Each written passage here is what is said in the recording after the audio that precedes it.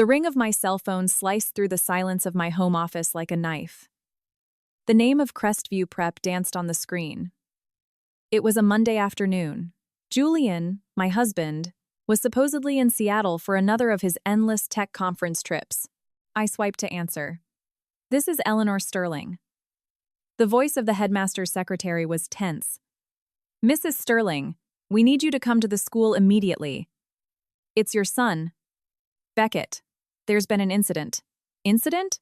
I set my pen down on the quarterly reports I was reviewing the numbers of my father's real estate development firm, which I had inherited. Numbers never lied. People, on the other hand, were a different story. What kind of incident? A slight hesitation on the other end.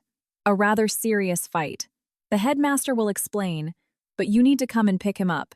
He's been suspended effective immediately." I hung up without another word. There was no "I hope it's nothing serious." No. My poor baby. Those phrases had gotten stuck in my throat years ago. I grabbed my purse and the keys to the Range Rover. My tall, slender silhouette moved quickly down the hallway of our Pacific Heights mansion, not pausing at the family portraits Julian insisted on hanging. Perfect, frozen smiles. The San Francisco traffic was dense, but I navigated the steep hills with the cold precision of someone used to making high-speed decisions. My mind, however, wasn't on the road. It was on Beckett, 8 years old. 8 years of a constant battle, of a dull and growing resistance to everything I represented. Rules, boundaries, expectations. Julian was always the mediator, always with his. "Let it go, Eleanor. He's just a boy. His. Don't be so hard on him. His. It's like you don't love him." That last question, with its hint of false concern, was his favorite. I parked in the reserved spot. The school building, modern yet steeped in Silicon Valley elite tradition, greeted me with its usual exclusive air. The secretary led me directly to the office of the headmaster, Mr. Harrison. There, slouched in a chair displaying an insolence that was too big even for his small frame, was Beckett. His lip was slightly swollen. The immaculate blazer from that morning now had a dirt stain on the sleeve. His eyes, the same deceptively clear blue as Julian's, looked me up and down without a hint of remorse or relief, only annoyance. "Good afternoon, Mrs. Sterling." Mr. Harrison, a man in his 50s with a weary expression, stood up. "I'm sorry to have you come in under these circumstances. Explain them, please." I sat down without greeting Beckett. I felt his glare on me. Beckett has been involved in a very serious physical altercation during recess, with a female student. A girl. I repeated the phrase now, looking directly at my son. "You hit a girl, Beckett." He shrugged. A dismissive gesture he'd copied from his father. "She started it. She's some crazy kid from that group home down the hill. She came after me. She attacked me." Mr. Harrison cleared his throat. "The situation is more complex. The girl, Maya, is from the Horizon Youth Center. She comes for some of our state-sponsored after-school programs. According to several witnesses, Beckett and a few of his friends have been, let's say, bothering a group of younger girls. Insults, taking their snacks, that sort of thing. Maya intervened, and yes, she did throw the first punch, but it was in defense of another girl whom Beckett was pushing." My voice was a thread of ice. "Bullying, you mean?" The headmaster adjusted his glasses. "We are investigating previous complaints from some of the girls. They hadn't been formally filed, out of fear. Today, it all boiled over." I turned back to Beckett. "Is that true? They're a bunch of crybabies. And that Maya is a psycho. They should lock her up." His tone was flat, arrogant, not a trace of shame. He spoke of the other girls as if they were insects. "Be quiet." The command came out dry, without raising my voice, but with an authority that made even Mr. Harrison flinch slightly. Beckett pressed his lips together, but his gaze remained defiant. "And the other girl, the one who intervened, is she all right?" "A few scrapes and bruises, but nothing serious. Her youth director already came to pick her up. She was very vehement in her defense of the girl, Mr. Harrison sighed. "Mrs. Sterling, Beckett is suspended for 1 week. This, combined with the behavioral reports we've been observing, means we need an urgent meeting with both parents when your husband returns. This cannot continue." "I understand," I nodded. "May I take him now?" The headmaster nodded, relieved. Beckett jumped up, brushing past me and walking into the hall without a backward glance. He didn't say sorry. I didn't say, "You'll be sorry." I paid a fortune in tuition for my son to receive the best education, not for me to apologize for his thuggish behavior. The walk to the car was a hostile silence. As I started the engine, he was the one who broke the quiet. Dad wouldn't have yelled at me like that. He understands me. Your father isn't here. I drove with my hands firm on the steering wheel. And understanding stupidity is not the same as condoning it. I didn't do anything wrong, he burst out, his childish fury suddenly surfacing. They're liars, and you always take their side. You're such a be very careful what word you choose, Beckett. I glanced at him in the rearview mirror. My dark, cold eyes met his. The rage in him hit a wall of pure ice. He huffed and crossed his arms, staring out the window. A quick, unwelcome thought crossed my mind. He's not mine. Not in the biological sense he was, but in something deeper. There was no connection, not even the conflicted bond that sometimes arises from love. Just constant friction, a strangeness that grew with the years. Julian said it was me, that I was too cold, that I didn't know how to show affection. Maybe he had a point. But with Beckett, from the very beginning, every gesture of affection had gotten stuck in my throat. "We're going to the doctor's," I said, changing direction toward Parnassus Avenue. "Why? Nothing hurts," he protested. "Your lip is swollen and you were in a fight. A quick checkup at the clinic. It's protocol." And because, I added internally, I didn't trust his version of events or his apparent toughness. It was my responsibility. At least the legal one. At the UCSF Medical Center emergency room, the wait was brief. The name Sterling carried immense weight in this city. While a young, listless resident checked Beckett, I waited in the hallway, arms crossed, mentally reviewing tomorrow's meeting with the overseas investors. The world, my world, couldn't stop for an 8-year-old's tantrums. Eleanor Sterling, the female voice, tinged with a hint of doubt, made me turn. A woman in her early 50s, her salt and pepper hair pulled back in a practical bun, reading glasses hanging from the neck of her white coat, was looking at me with a smile of recognition. "I'm sorry, do I know you?" I asked, my mind filing through faces at high speed. "I'm Dr. Sylvia Thorne. I delivered your baby 8 years ago. Right here in this hospital." Her smile widened. "It was a complicated case. I don't forget those. An emergency C-section, severe preeclampsia. You were in very bad shape." The memories, blurry and fragmented by medication and pain, came back in fits and starts. White lights, muffled voices, a feeling of suffocation, and then nothing. And then Julian's voice telling me something about our son. Small, weak. "Oh, yes." I nodded, forcing a polite smile. "Of course. A lot of water under the bridge since then. You can say that again." Her gaze, warm and professional, rested on me, then glanced toward the examination room where Beckett was, and then back to me with an expression of genuine curiosity. "And how is your daughter? I mean, is everything all right with her?" The air in the sterile, cold hallway seemed to solidify around me. For a second, maybe 2, my mind went blank. A low hum started in my ears. "I'm sorry." The words were mine, but the voice sounded alien. Flat. Dr. Thorne frowned slightly, her kind smile freezing into a look of polite confusion. "Your daughter. The baby girl. You gave birth to a baby girl. A difficult delivery, but the little one, despite being premature, was a fighter. Don't you remember?" My lungs constricted. I looked at the doctor, at her sincere brown eyes, searching for a hint of a joke, of a mistake. There was none, only the quiet certainty of a professional who remembered her job. "Dr. Thorne," I began, my voice now holding a controlled edge, the same one I used in board meetings when someone presented incorrect figures. "There must be some confusion. I gave birth to a boy, to Beckett." I gestured with my head toward the exam room. "He's 8 years old." The woman blinked, then shook her head, not defiantly, but with the firmness of someone certain of the facts. "No, I'm sorry, but that's impossible. I was the on-call OB-GYN. I attended you myself. I delivered the baby girl myself. It was a girl. I noted it on the chart.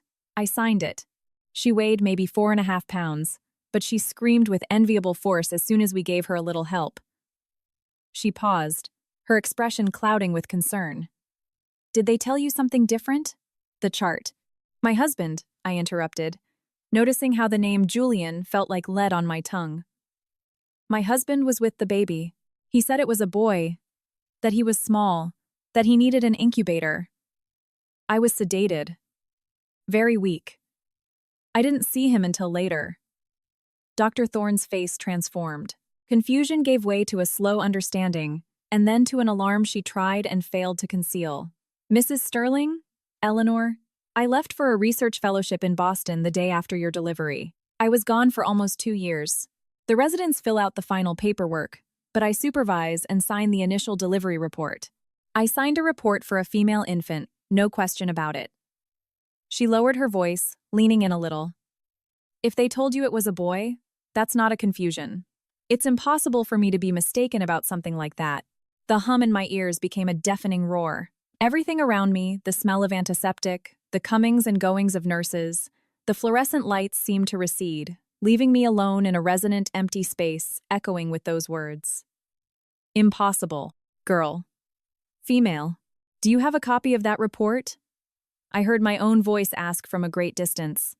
She shook her head, apologetic. Not personally. It would be in the hospital archives, but you'd need authorization or a court order. Listen, she added. Seeing my pale face, maybe there was a clerical error after I left. Sometimes with the chaos of emergencies.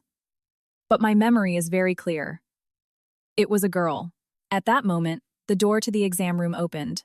Beckett came out, pulling at the sleeve of his sweater with a bored look. Can we go now? This is a drag. Dr. Thorne looked at Beckett. She studied him from his expensive sneakers to his disdainful expression. Then she looked back at me, and in her eyes, I saw the last vestige of doubt vanish, replaced by something more solid and terrible. The certainty that something monstrous had happened in her delivery ward. Her mouth opened as if to say something more, but she held back. Beckett, go to the car. Now. The order was automatic. He shot me a venomous look. But surprised perhaps by my tone, obeyed, dragging his feet. I turned back to the doctor. Thank you for your precision, doctor. I'm sorry for the trouble, Eleanor. Wait. She reached out a hand, but I was already turning away. I walked down the hall with my back straight, my heels clicking on the linoleum with a perfect, controlled rhythm. Each step was a hammer blow inside my skull, echoing the words, girl, impossible. I delivered the baby girl. In the car, Beckett wouldn't stop complaining. What did that old lady want? Does she know you? She seemed nuts. Shut up, Beckett. This time my voice had no edge. It had the cold, absolute weight of steel. He fell silent, surprised again. Perhaps for the first time in his life, he heard me speak to him with something other than contained irritation or cold indifference. It was an abyssal distance, as if I weren't even in the same car, on the same planet. I drove home in a sepulchral silence. The lights of San Francisco twinkled, indifferent. I left Beckett with the housekeeper without a word and went up to my study. I closed the door, leaned against it, and for a moment, just one moment, I let the tremor run through my hands. Then I took a deep breath. The fear, the confusion, the incipient panic, I compressed them into a remote corner of my mind. There was a problem. A problem of colossal magnitude. And problems are analyzed, dissected, and solved. I shook my head. No. First, I had to verify. The doctor could be mistaken. She could be confusing me with another patient. It was possible. Everything was possible. But then, like a flash of lightning in the dark, I remembered Beckett's expression when he saw the doctor. There was no curiosity, none of the normal shyness of a child before a stranger. There was disdain, as if he were evaluating her and finding her inferior. Exactly the same look Julian gave waiters, sales clerks, anyone he considered beneath his status. A look I had always attributed to a poor paternal example. But now that look seemed like a seal of authenticity. The phone rang. Julian. The photo of his perfect smile lit up the screen. I swiped to answer. Hello? My voice sounded so normal. It astonished even me. Honey, how are you? I just got a message from the school. What happened with Beckett? His tone was one of theatrical concern, slightly weary, as if his son's troubles were a minor annoyance in his busy life. Yes, he hit a girl. Or rather, a girl hit him for bullying other kids. I kept the information concise, clear. My God, is he okay? Did they hurt him? The alarm in his voice sounded genuine. Too genuine, focused only on Beckett, a swollen lip. Nothing serious. I took him to UCSF just in case. Well, thank God. That boy is so active, you know how boys are. Is the other girl from a good family? I hope there won't be any trouble. I ignored his question. By the way, I said, letting the words drop with the casualness of someone commenting on the weather. At the hospital, I ran into the doctor who delivered the baby, Dr. Thorne. Do you remember her? From the other end of the line, there was only silence. A silence so dense and sudden, it seemed to absorb even the background noise of the Seattle street that always filtered through his calls. It lasted a second, maybe two. Too long. Thorne? His voice finally returned, but it had changed, a higher, forced tone. No, doesn't ring a bell. There were a lot of doctors. It was all a mess. Honey, why? What did she want? Nothing. Just to say hello. Asked about the baby. I paused for a minimal, lethal beat. About the baby girl. Another silence. Shorter, but charged. The baby girl? What a strange thing to say. She must be confused. She must be getting old. Who knows what patient she was remembering? Don't pay any attention to it. He was talking fast, tripping over his words. Look, honey, I have to go. They're calling me into a meeting. Take care of Beckett. Give him a kiss from me. I'll talk to the headmaster when I get back. Don't worry about it. He hung up, or rather, he disconnected the call. I stared at the now black screen of my phone. In the silence of my study, Dr. Thorne's words resonated with a terrifying clarity. I delivered the baby girl myself, and Julian's reaction, the silence, the rush to hang up, the immediate denial before I had even insinuated anything. I placed my trembling hands on the cool surface of my desk. No, they weren't trembling. I looked at them. They were perfectly still. Impossible, the doctor had said. But in my world, the world of acquisitions and contracts, impossible was just a problem for which you hadn't yet found the right data. And I, Eleanor Sterling, had just found the first inconsistency in the most important balance sheet of my life. And I would not rest until I reconciled it, no matter who I had to run over to do it, starting with the man whose voice, filled with a guilty haste, still echoed in my ears. The game, though he didn't know it yet, had just begun, and I have never been one to lose. The night after Julian's call was long and silent. I didn't sleep. I sat in the armchair in my study, facing the window that overlooked the fog rolling over the Golden Gate Bridge, and let the city sleep around me. My thoughts weren't chaotic. They were methodical, incisive, like a scalpel dissecting a lie. First, Dr. Thorne. Her certainty was professional, not personal. She gained nothing by telling me that. Second, Julian. His silence on the phone had been as eloquent as a scream. Third, Beckett. The coldness between us wasn't just a clash of personalities. It was something deeper, a chasm that had opened in the delivery room itself and had been growing year after year. I needed data, facts, not suppositions. By dawn, as the first rays of light cut through the Bay Area fog, I had a plan. A cold plan, like me. Beckett came down for breakfast after 9, scowling.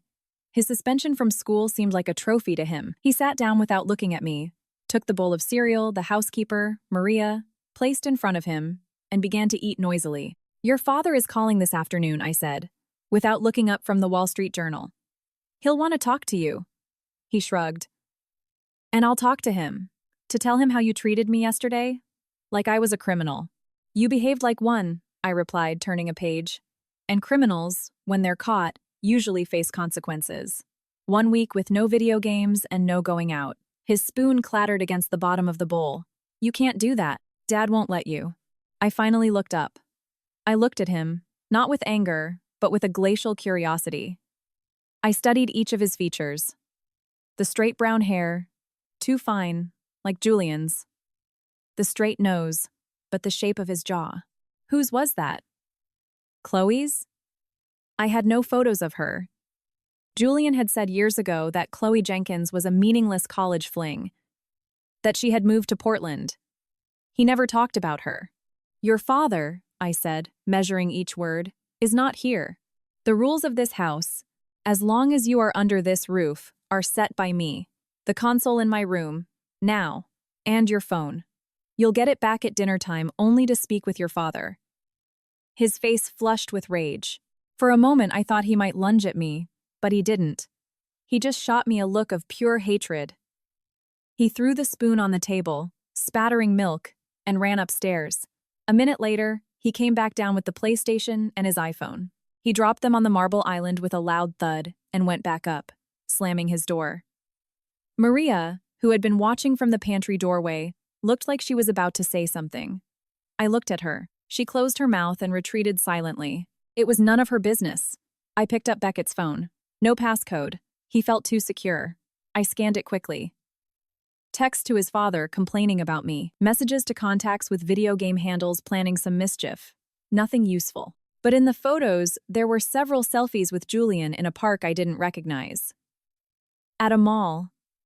And in a blurry one in the background, a blonde woman sat at a terrace cafe, her back to the camera. Julian had his arm around Beckett, smiling. It was a smile he never used with me. It was genuine. I put the phone away. I left the console where it was. I went up to the attic. There, in archive boxes labeled by year, I kept documents. I wasn't a sentimental person, but I was methodical. I found the box from 8 years ago.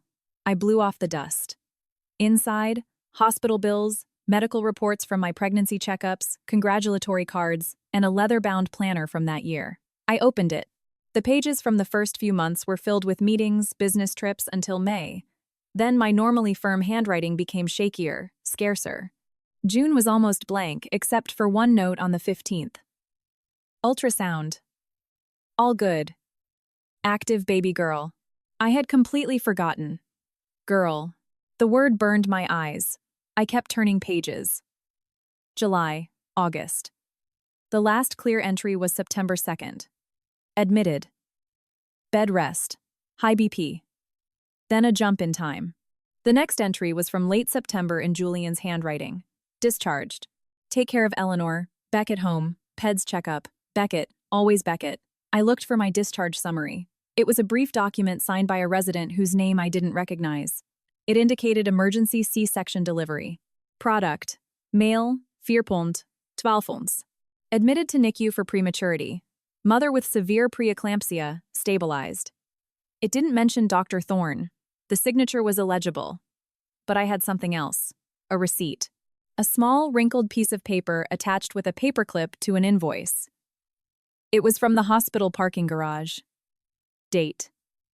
September 12th. Time in. 3:15 a.m. Time out. 4:30 p.m. The vehicle. Julian's Tesla Model S. But the license plate wasn't our car's. It was another one. One I didn't recognize. Why had I kept this? I didn't remember. Maybe to expense the parking.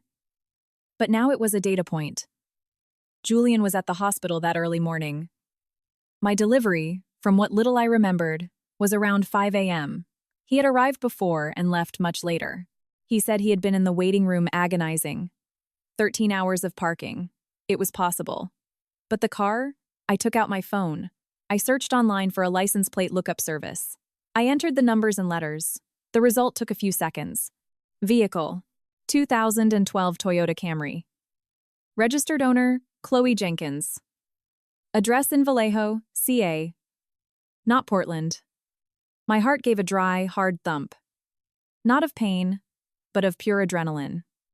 Of, aha, Chloe. Here in the Bay Area, and Julian used her car the night I gave birth. The pieces were starting to fall not into place, but into a completely different, monstrous picture. I needed more. I needed to know about Chloe. And I needed access to the hospital archives. For that, I needed someone discreet. Someone who wouldn't ask questions in exchange for a handsome payment. I remembered an old contact of my father's, a man who used to solve delicate problems for the firm, Marcus Weaver. He had supposedly left that world and started a fairly discreet private investigation agency. I found his number in my inherited contact list. I dialed. He answered on the second ring. A voice raspy from too much coffee. Weaver. Marcus, it's Eleanor. Eleanor Sterling. A brief silence. Eleanor, it's been years. Your father? My father is gone. This is about me. I need some discreet and fast services. Fast always costs more, Eleanor. You know that. Money is not an issue. I need information on 2 people. Everything you can find. Movements, relationships, the clinical history of a birth from 8 years ago, and some light surveillance. Give me names. No questions about why. I liked that about Marcus. Julian Sterling, my husband, and Chloe Jenkins, a possible ex of Julian's. I believe she lives in Vallejo. Starting with the 12th of September, he was at UCSF with her car. She was probably there too. I need to confirm if she gave birth there on or around that date. On the other end of the line, I heard the tapping of a keyboard. Domestic stuff, he sighed. The messiest kind. Anything else? Yes. My son Beckett, 8 years old. I want to know if he's been seeing this Chloe. Where? When? Photos if possible. No bugs, just tracking. Got it. Understood. I'll send you an estimate and the NDA in an hour. Half up front. Weekly reports unless something urgent comes up. Perfect. I hung up. I felt no relief. Just a sharper determination. While Marcus worked, I had another, riskier avenue. I went down to the kitchen. Beckett was watching TV in the living room, the volume too loud. I walked over. He was watching some cartoon. He didn't even flinch. Beckett, I said. He pretended not to hear. Beckett, I repeated more firmly. What? He grumbled without taking his eyes off the screen. Do you remember when you were little? Before you started school? He shrugged. A little. Who used to take you to the park? Besides your father or me or a family friend? I chose the word carefully. He turned slowly. His blue eyes, so much like his father's, scrutinized me with a suspicion unbefitting a child. What's this about? Curiosity. Your father traveled a lot. Maybe a neighbor? I left the sentence hanging. Sometimes Maria took me, he said with disdain. But she's a pain. Or the driver. But he doesn't come anymore. He paused. Then, as if it just occurred to him, he added, sometimes when I was smaller, Dad would take me to see a friend of his. She had a dog. I liked it. The air got trapped in my lungs. Oh, really? What was her name? I don't know. Some blonde lady. She made awesome cookies. His tone was casual, but his eyes never left my face, as if he were measuring my reaction. Why does it bother you? No, just asking. And you haven't seen her in a long time? Nah. I saw her last Saturday. We went to her house. She has an inflatable pool. Having said that, he turned back to the TV as if the conversation were over. A deliberate masterstroke. He knew he was hurting me, and he enjoyed it. Last Saturday, Julian said he had a business meeting in Palo Alto. He was gone all day. How nice, I said, my voice sounding perfectly normal. I think it's great that your father and his friends look after you. Beckett didn't answer. He had gotten what he wanted to stick a knife in and twist it, and I, unintentionally, had handed him the hilt. That evening, Julian called on schedule. I spoke with him first. Briefly, I told him the official version from the school without mentioning my conversation with the doctor again. He sounded tired, distant. I'll give him a good talking to when I get back, he said. But Eleanor, it's not the end of the world. Boys will be boys. He'll grow out of it. Of course, I replied. You're right. He'll grow out of it. I passed the phone to Beckett, who was waiting like a hawk. He locked himself in his room to talk. His giggles, his enthusiastic, "Yes, Dad," seeped through the door. It was a sound he never directed at me. After a while, he came out. He tossed the phone at me without a glance. Dad says next week he's taking me to a Warriors game even if I'm grounded. He says you can't stop him. I can't, I said, picking up the phone. He smiled. A triumphant, cruel smile. It was Julian's smile when he thought he had won an argument. I waited until nightfall. When the house was quiet, I sat down again at my laptop. Marcus's email was already there with the contract and a preliminary report. Concise and damning. Subject 1. Julian Sterling. Confirmed multiple trips to Seattle for business. Also multiple trips to Vallejo residential area. Regular pattern. Afternoons every 10 to 15 days. Sometimes with minor. Beckett. Use of vehicle owned by Subject 2 for some trips. Cross-referenced with provided parking garage plate. Subject 2. Chloe Jenkins. Resident of Vallejo, CA. Works part-time as a sales clerk at a mall. No records of travel to Portland. Medical history preliminary access. Admitted to UCSF Medical Center on September 11th. Discharged September 13th. Reason. Vaginal delivery. Product. Male. 6.13 ons. Note. Same admission. Discharge dates as Subject 0 yourself. Same maternity ward. Subject 3. Beckett Sterling. Confirmed at least 4 meetings, with Subject 2 inches the last 2 months. Context. Cordial. Family-like. Photo attached. I opened the photograph. It was from a week ago, taken from a distance with a telephoto lens. It showed Julian, Beckett, and a blonde woman in her early 30s. They were sitting on the terrace of a cafe. Beckett was eating an ice cream cone. Julian had his arm over the back of Chloe's chair. She was smiling, looking at Beckett with an expression I couldn't immediately define. Until I did. It was pride. Pure, simple, maternal pride. I looked at the date on Chloe's hospital report. September 11th. My admission date was September 2nd. My delivery the 12th. Her delivery probably the 11th or 12th. Her son, a healthy boy over 6.5 pounds. Mine, according to the chart. A premature boy of 4 pounds 12 ounces who needed an incubator. An incubator that I now recalled I had very limited access to for days. Always accompanied by Julian, who told me the baby was very fragile, that it was better not to touch him much yet. There hadn't been a confusion. There had been a swap. A cold, calculated exchange executed in the chaos of a medical emergency, taking advantage of my semi-conscious state. He had brought his son, Chloe's son, and placed him in my arms, and he had taken away my baby. My daughter. Nausea rose in my throat, acidic and violent. I held it down with clenched fists.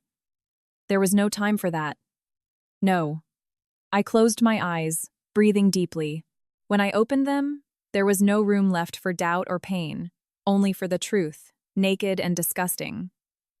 Julian had not only been unfaithful, he had stolen 8 years of my daughter's life. He had placed his offspring, his male heir, because that's what this was also about.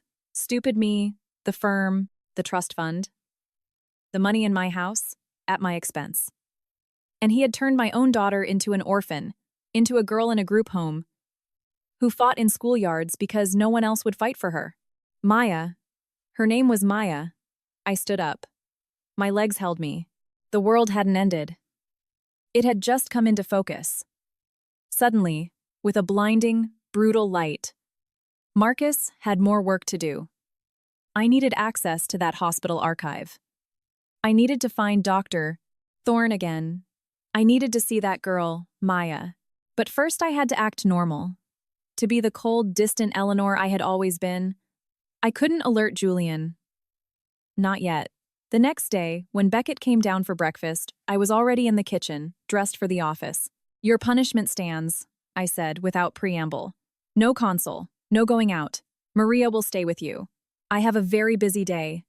He scowled, but said nothing. He was too sure of his victory, of his alliance with his father. By the way, I added, picking up my coffee cup, that Warriors game with your father. Don't go bragging about it at school, even if it's a week away. It's not right to show off when you're grounded.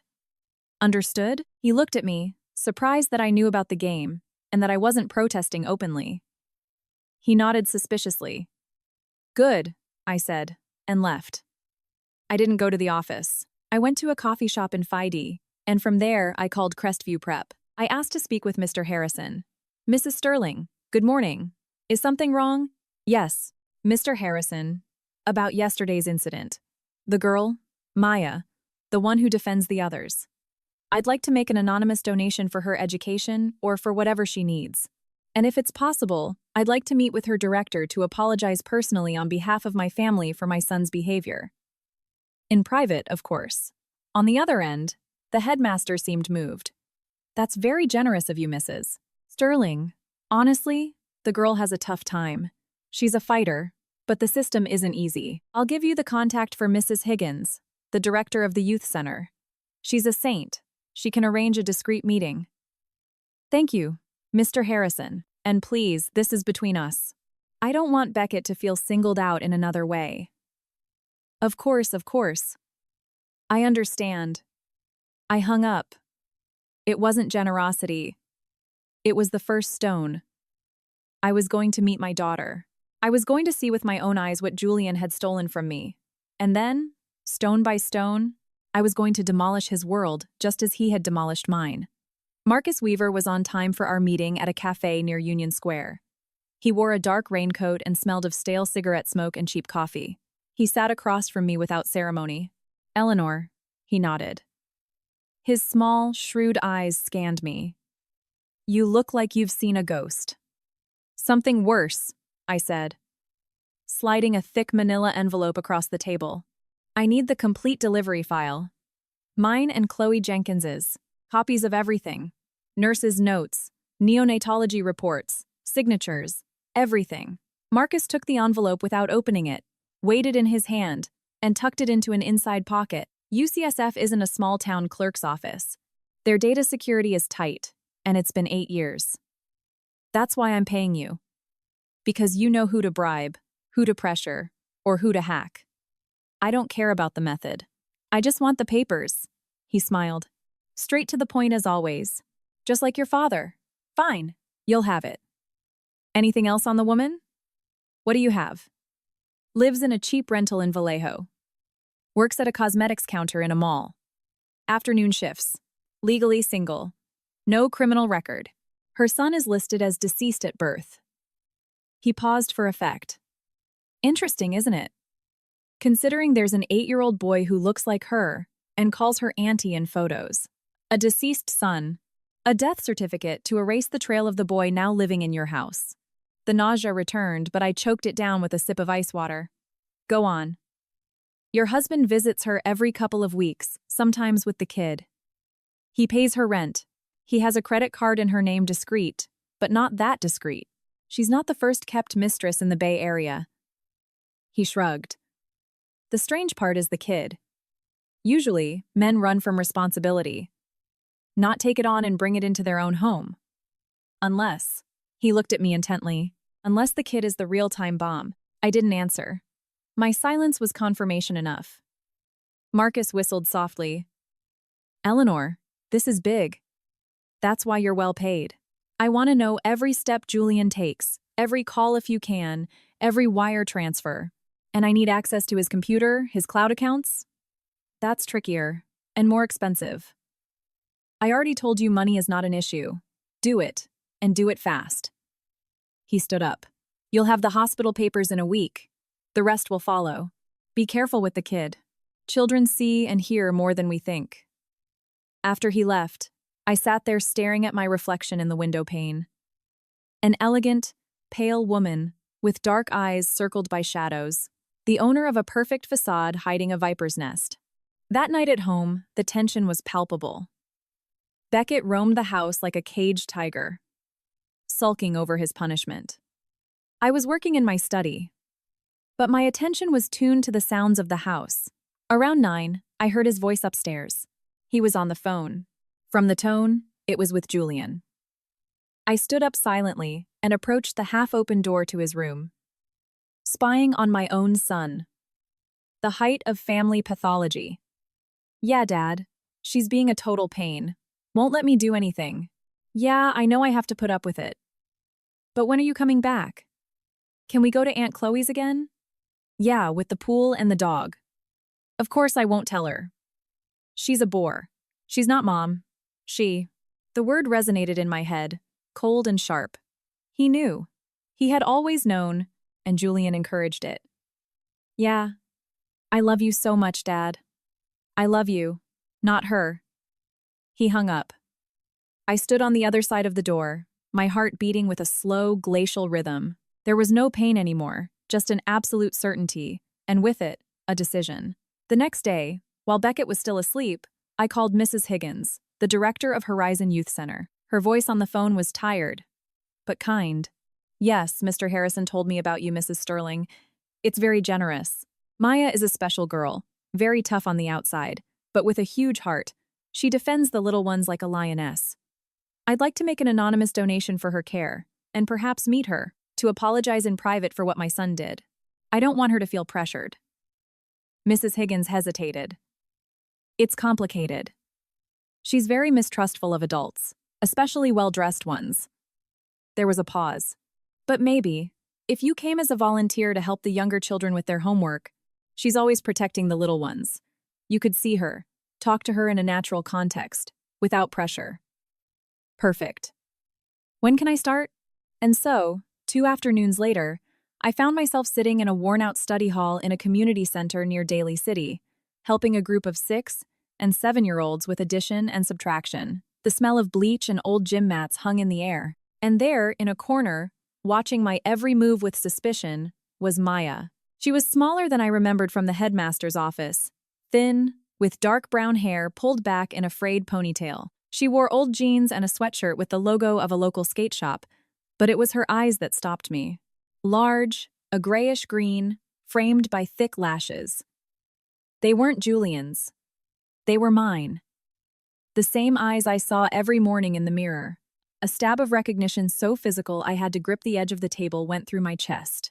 She watched me as I explained a sum to a little girl. Her eyes missed nothing. When I finished, she approached, not with shyness, but with the caution of a wild animal. You're his mother, right? Her voice was husky, direct, unfiltered. The children around me stifled their giggles. Mrs. Higgins, at the back of the room, made a move to protest, but I held up a hand. Yes, I answered with the same frankness. I'm Beckett's mother, and I've come to apologize for his behavior, and to offer my help if you need it. She frowned as if my answer didn't fit her script. I don't need your help or your money.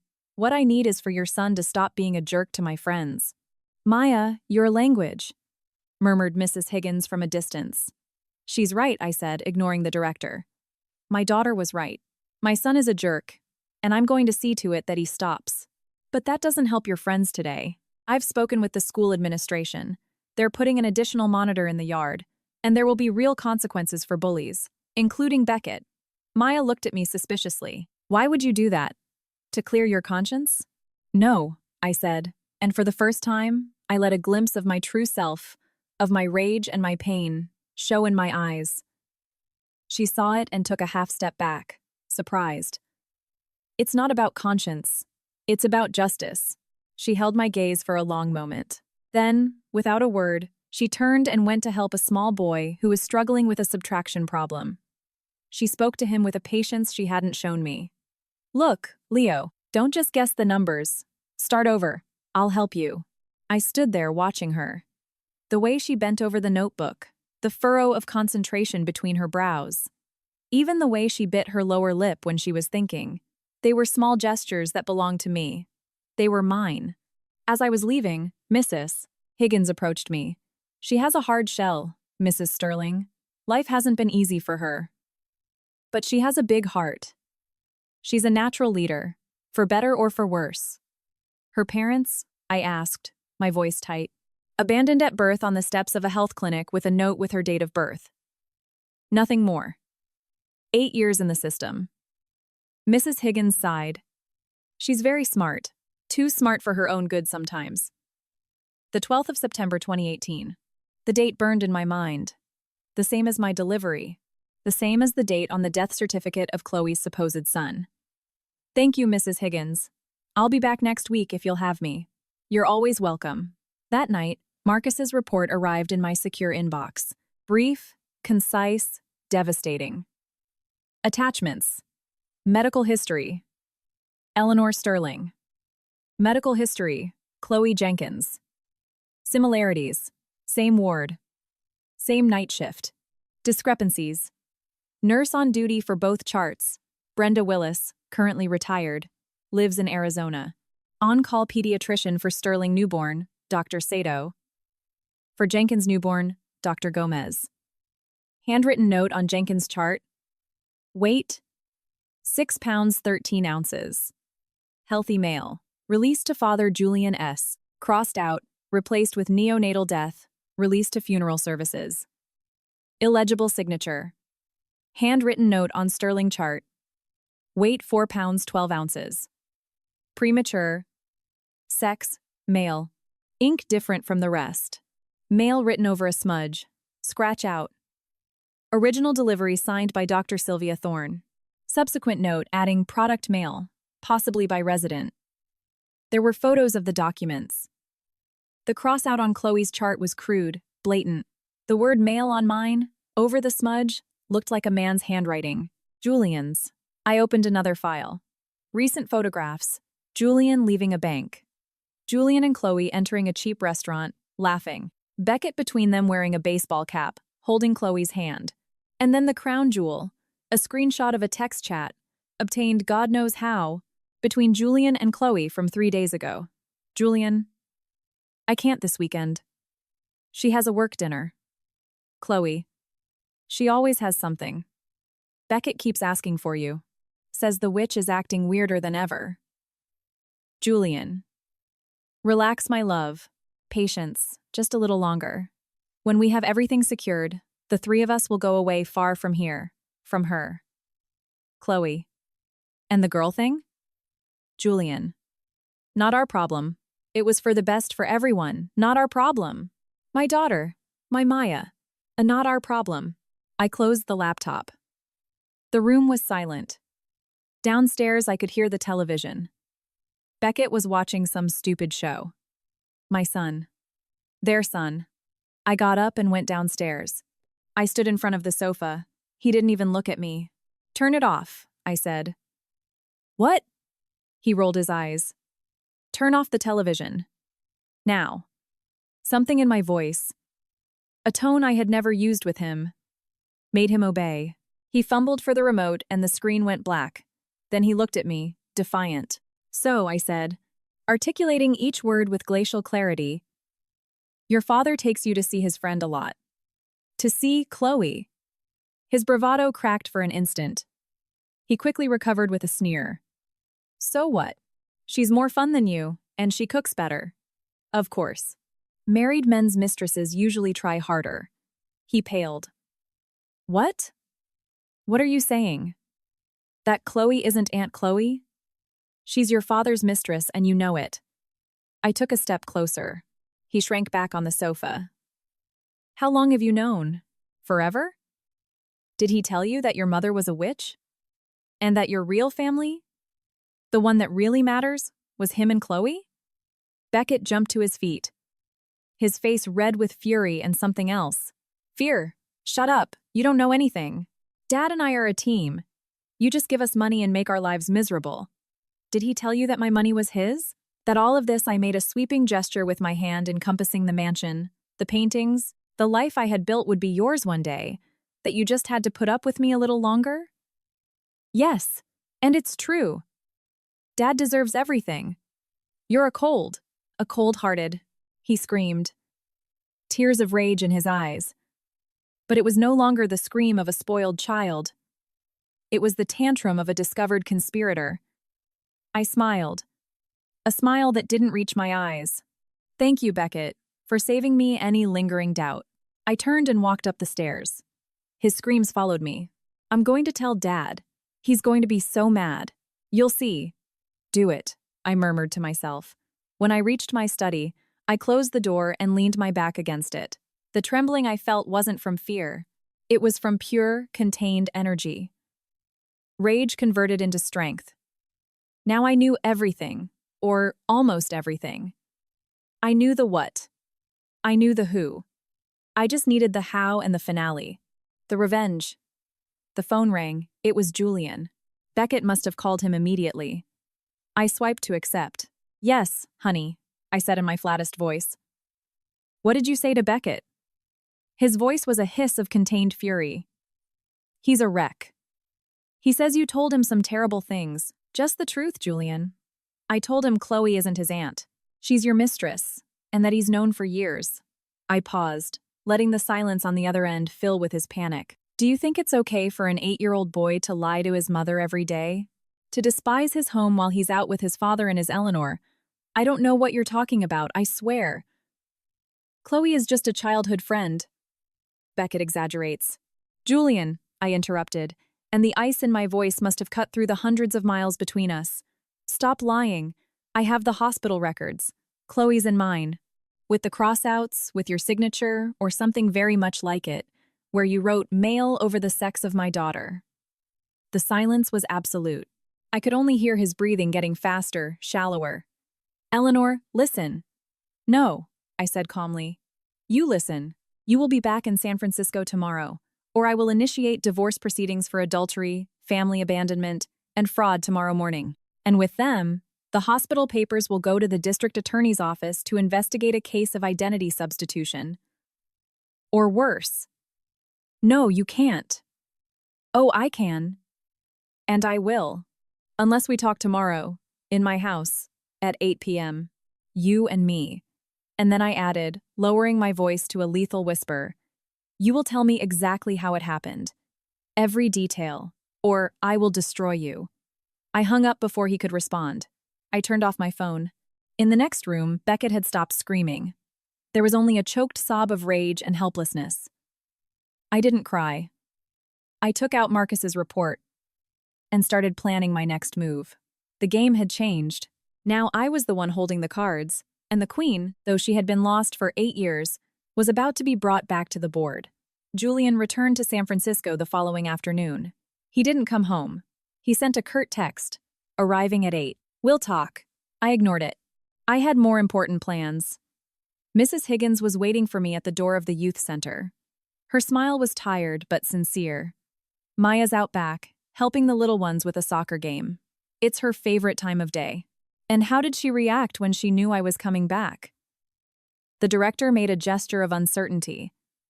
She asked if you were rich. I said yes. She said, rich people usually have weird intentions, but she didn't refuse to see you. That's something. She led me through a clean but worn hallway, its walls painted with children's drawings. Laughter and shouts drifted from the yard. As I stepped outside, I saw her. Maya was wearing the same torn sneakers, the same faded jeans. She was directing a chaotic game among 5 and 6-year-olds with the authority of a professional coach. Toby, on the right. No, not like that. Pass to Sarah. Come on, you can do it. Her husky, clear voice cut through the air. I watched her agile, decisive movements. When one little boy tripped and started to cry, she was the first to reach him. She crouched down to his level, not with coddling, but with a firm pat on the back. Come on, man. It was nothing. See? Not even any blood. Get up. You have to score a goal to make up for the scare. The boy stopped crying, wiped his eyes with the back of his hand, and nodded with renewed determination. Maya gave him a wink, a small, quick gesture that made my heart stop. It was my gesture, the same one I used to make when I was a girl to cheer up my younger brother after a fall. Mrs. Higgins cleared her throat. Maya looked up, her grayish-green gaze I now knew so well landing on me. The fun vanished from her face, replaced by a cautious reserve. She said something to the kids and walked over, wiping her hands on her jeans. Hi, she said without preamble. Hi, Maya. How's the game going? She shrugged. We're winning. We always win. She looked at Mrs. Higgins. Mrs. H., the faucet in the boys' bathroom is dripping again. I put a bucket under it, but it's filling up. I'll call the plumber, dear. You don't have to. If you can get me a wrench and a new washer, I can fix it. I watched Stan do it the other day. Mrs. Higgins rolled her eyes affectionately. Maya, you can't fix everything yourself. Why not? I know how. Her tone wasn't arrogant. It was practical. A statement of fact. She turned to me. Did you bring the books? Mrs. H said you were bringing books. Yes, they're in the car. Adventure books, Animal books, books about whatever you want. The animal ones are fine. And mechanics if you have any. Or soccer. She said the last part almost reluctantly, as if revealing a personal interest were a concession. I'll go get them. As I walked to my car parked on the adjacent street, I felt her gaze on my back. A strange, challenging, and protective sensation all at once. As I opened the trunk to take out the boxes of new books, a movement at the end of the street caught my eye. A black Tesla.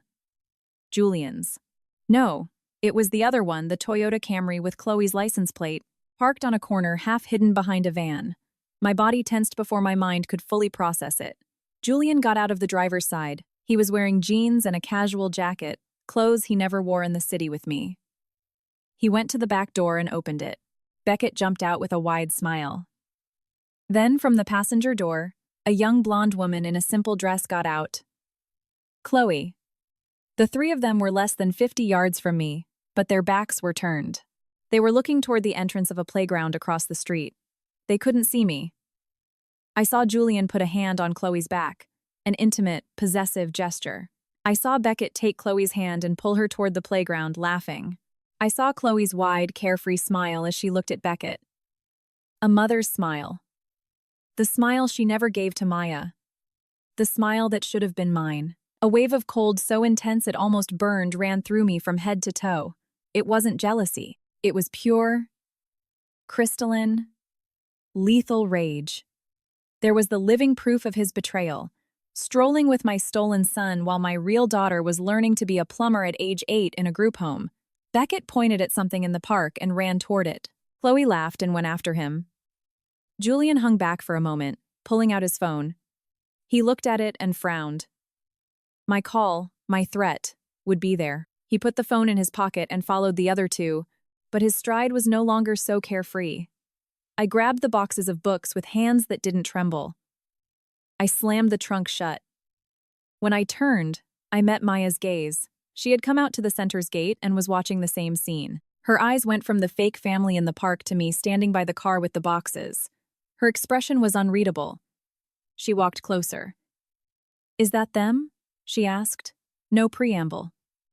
Yes, the boy is the one who hits my friends, and the other's his father, and his father's friend. I couldn't say his mother. Not in front of Maya. She nodded as if she'd confirmed a theory. They look happy, she said, her tone flat with no trace of self-pity. Just stating a fact. Looks can be deceiving, Maya.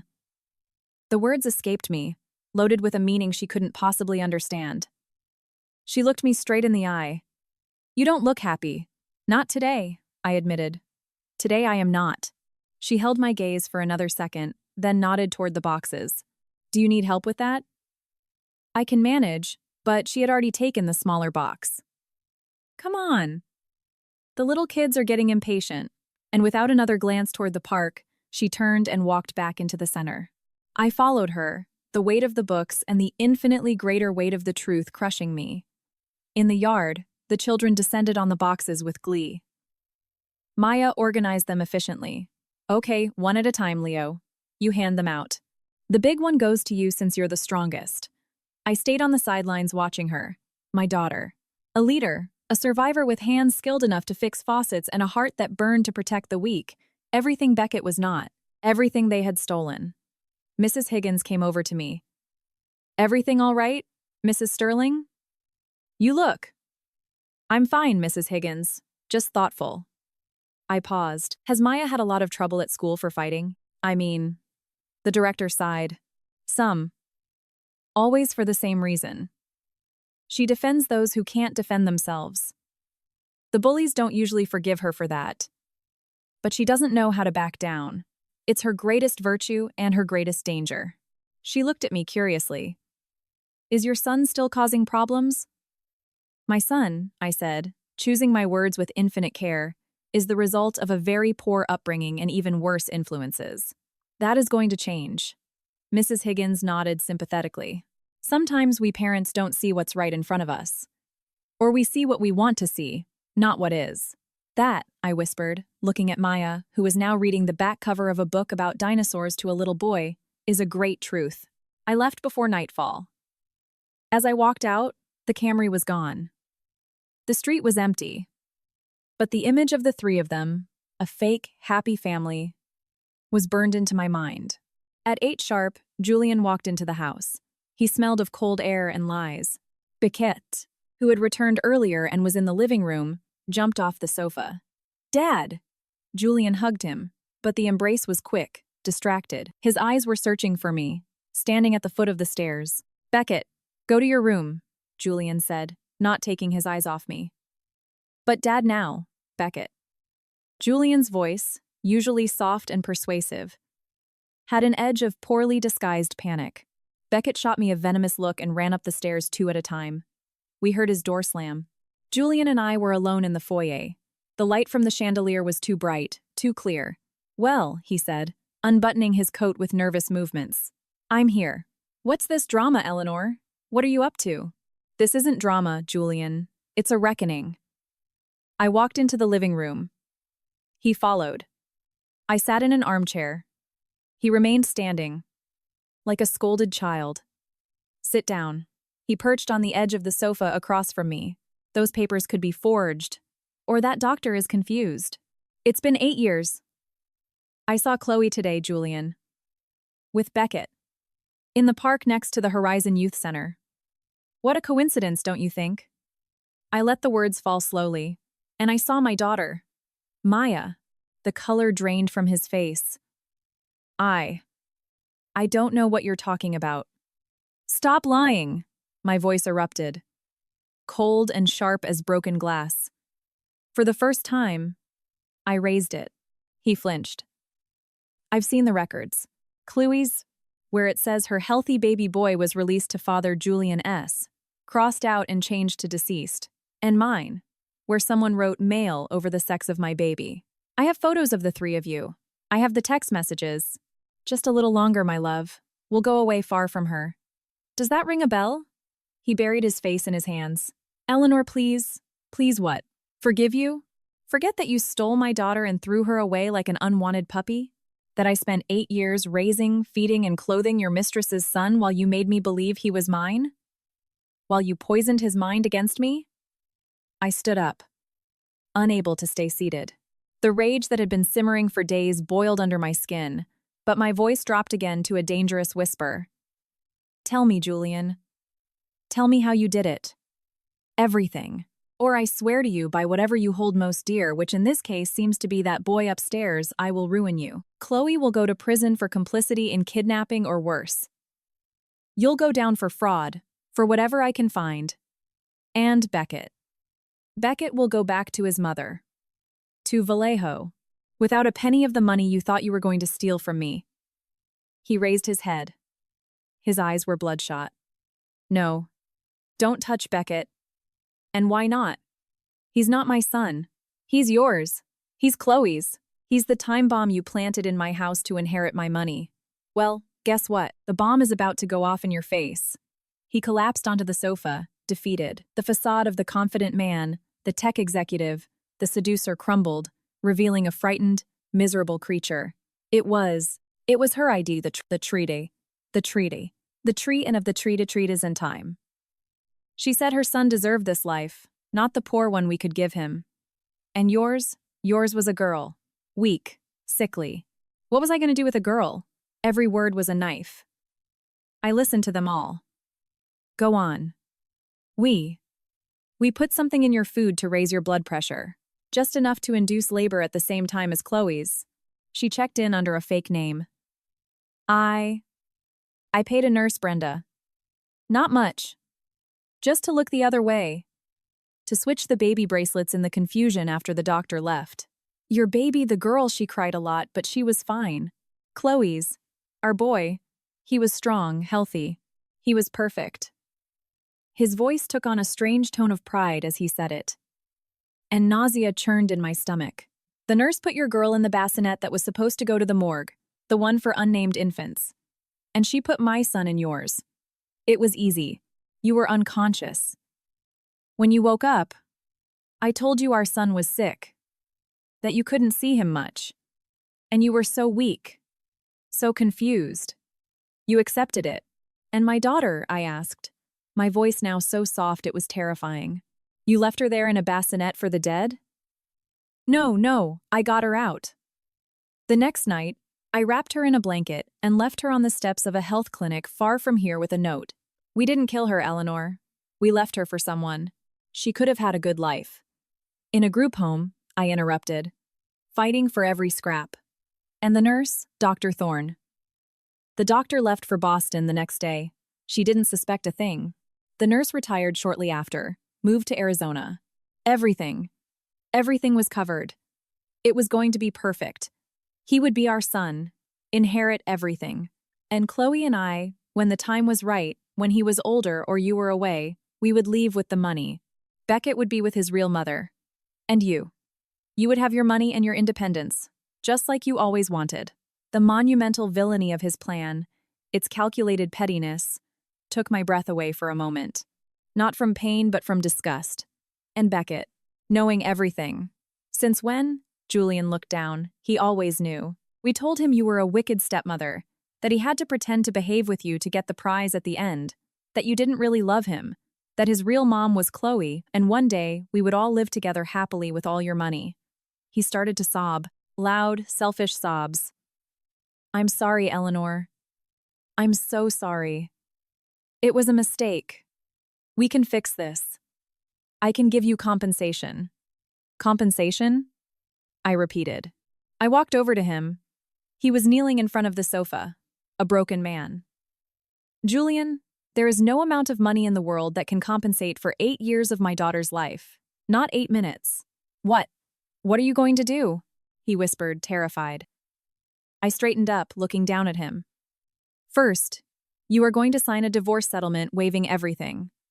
Custody of Beckett. Any alimony.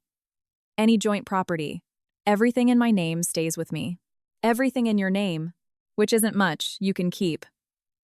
I don't want you saying I left you on the street. He nodded eagerly. Yes, yes. Anything. Second, you are going to confess all of this in writing, with details, signed before a notary. A document that I will keep to ensure you never, ever try to come near me or my daughter again. Your daughter. Maya.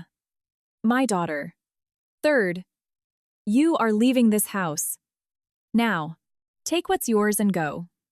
You can go to Vallejo. You can go live with Chloe and your son. The life you deserve, with the money you deserve.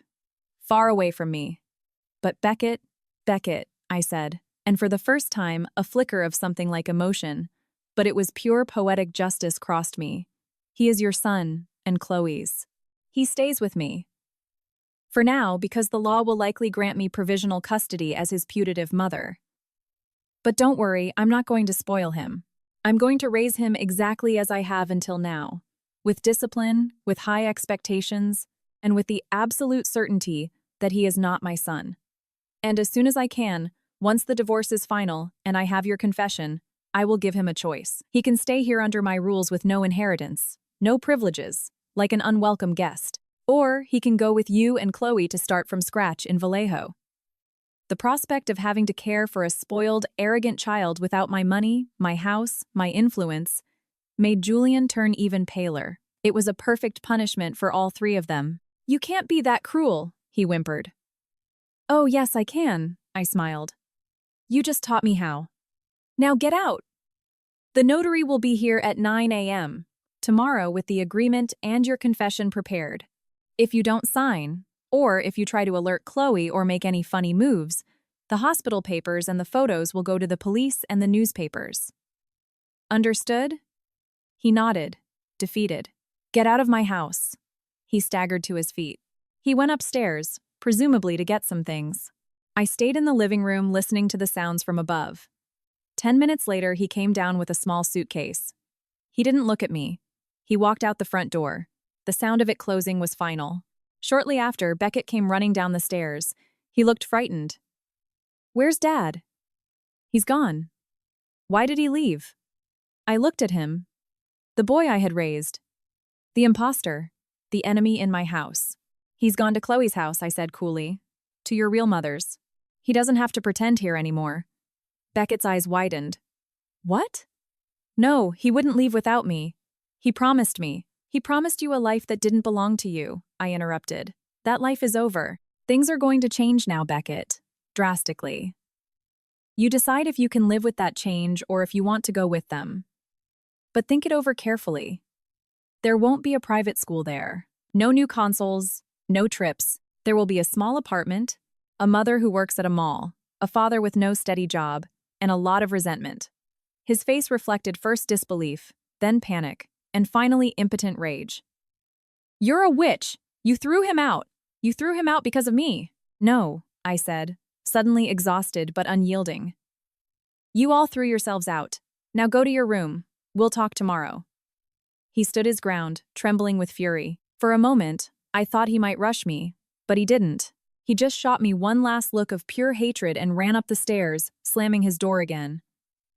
I sank into the armchair. The silence of the house was deafening. I had won the battle. I had evicted the enemy. I had reclaimed my territory. But the war for my daughter, for my life, to undo 8 years of lies, was just beginning. And now, in the opposing trench, it wasn't just Julian. It was Chloe, and it was Beckett, an 8-year-old boy who hated me and who now had every reason in the world to do so. The next day, as the notary was on his way, I looked out the window. I needed a plan, not just to defend myself, but to attack, to reclaim what was mine. And for the first time in 8 years, I knew exactly what that was. A girl with grayish-green eyes and hands capable of fixing faucets who lived in a group home and didn't know how to back down. Her name was Maya, and she was my daughter. The notary left at 10 inches the morning with the signed documents. Julian had signed everything with a trembling hand, barely looking at the papers. His detailed confession, drafted by my lawyer from my account and signed by him before witnesses, was now in my safe. It was my insurance policy. Beckett had locked himself in his room. I told Maria not to take him breakfast. If he was hungry, he could come down. He didn't. I didn't have time for his tantrums. I had a more important appointment. Marcus had given me Chloe's address, a block of cheap apartments in Vallejo. The building lobby had graffiti. Several of the mailboxes were dented. I took the elevator, which smelled of fried food and cheap disinfectant, to the 4th floor. I knocked on the door of 4C. I waited. I heard hurried footsteps, then who is it? The voice was female, young, tinged with anxiety. It's Eleanor Sterling, Julian's wife. We need to talk. A heavy silence. Then the sound of a chain being unlatched and the door opened a few inches. Chloe appeared in the crack. She was younger than she looked in the photos, but her eyes were swollen, her face bare of makeup. She was wearing a worn-out sweatsuit. She looked at me with a mixture of fear and defiance. What do you want? Julian told me. He said not to come near you. Julian isn't giving orders anymore, I said, and without waiting for an invitation, I gently pushed the door open and walked in. The apartment was small, but clean and tidy. Cheap furniture, brightly colored cushions, photos of Beckett everywhere. On the living room coffee table, a photo of the 3 of them, Julian, Chloe, and Beckett, smiling at the Santa Cruz boardwalk. My fake family. Chloe closed the door and stood with her back to it as if trapped. What did you come here for? To humiliate me? I know you have everything. The big house. The money. I only have this. Her tone was pitiful, but there was a spark of resentment. I didn't come to talk about what I have, Chloe. I came to talk about what you took from me. I took out my phone and showed her the photo of the hospital records, zoomed in on the page with her name and the crossed-out notation. Tell me about the 12th of September 2018. She went pale. That's old. It was a tragedy. I lost my baby. No, I interrupted with glacial calm. You didn't lose your baby. Your baby is alive. He lives in my house. His name is Beckett. And my baby, my daughter, lives in a group home. Her name is Maya. Chloe collapsed onto a sofa as if her legs had turned to jelly. No, Julian said you would never find out. That everything was taken care of. Julian lied, just like he lied to me. Just like he probably lied to both of us. He told me it was a plan to give your son a future. What did he tell you? That I was a cold witch who didn't deserve to be a mother? That together you would be a family when you got my money? She didn't answer, covering her face with her hands. You don't understand. We were young. We were scared. Julian said it was the only way. Stop saying it was Julian's idea, I snapped, losing my patience for a second. It was both of your ideas. You agreed to it. You let them steal my daughter and throw her away like a stray dog. You enjoyed watching your son live in opulence, calling me mom while you poisoned him against me. Or are you going to tell me you didn't know Beckett despises me? She raised her head, and this time the resentment shone clearly in her eyes. And why shouldn't he despise you? You never loved him. You were always so cold, distant, Julian told me. Beckett needed affection, and I gave it to him in secret. I'm his mother. Yes, you are, I conceded, and she flinched. You are his mother, and you should have taken care of him. Not pawned him off on another woman with a criminal lie. You didn't want to be a mother. You wanted to be Julian's kept woman. You wanted the reward without the effort. That's not true. I love him, she screamed, now crying with rage. I love him more than anything. That's why I agreed, because he deserved more than this. She made a desperate gesture encompassing the tiny apartment. He deserved your house, your school, your future, not this misery. And my daughter, I said, my voice dropping to a sharp whisper. What did Maya deserve? Misery? Chloe fell silent, staring into space. She was a weak baby. Julian said she wouldn't survive. That it was better this way. Better for whom, Chloe? For her or for your conscience? I stepped closer. She shrank back. Tell me. Tell me how it worked. The food? The nurse? Was that your idea? She shook her head frantically. No. No. The food was Julian.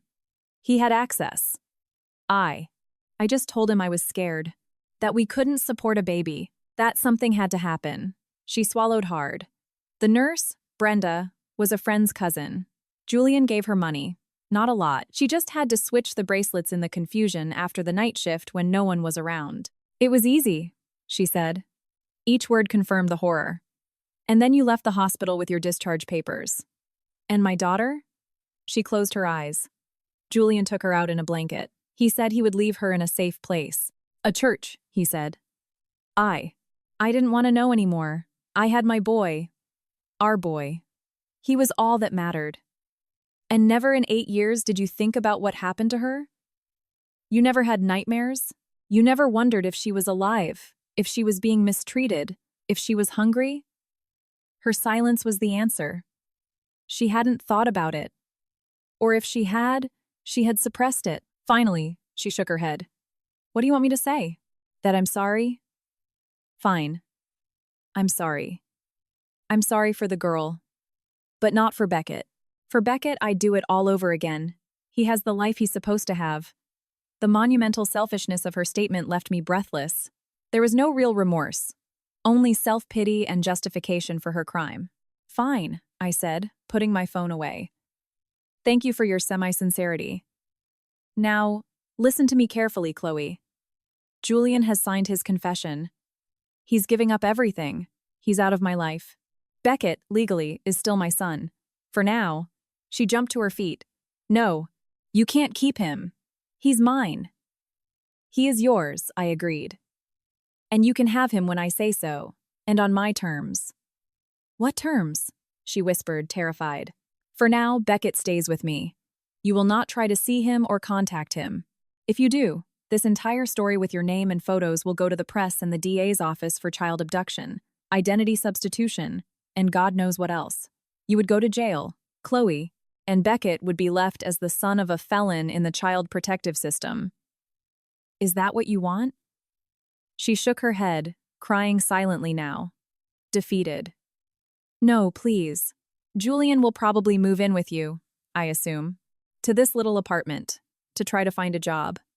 You'll have to manage. And Beckett.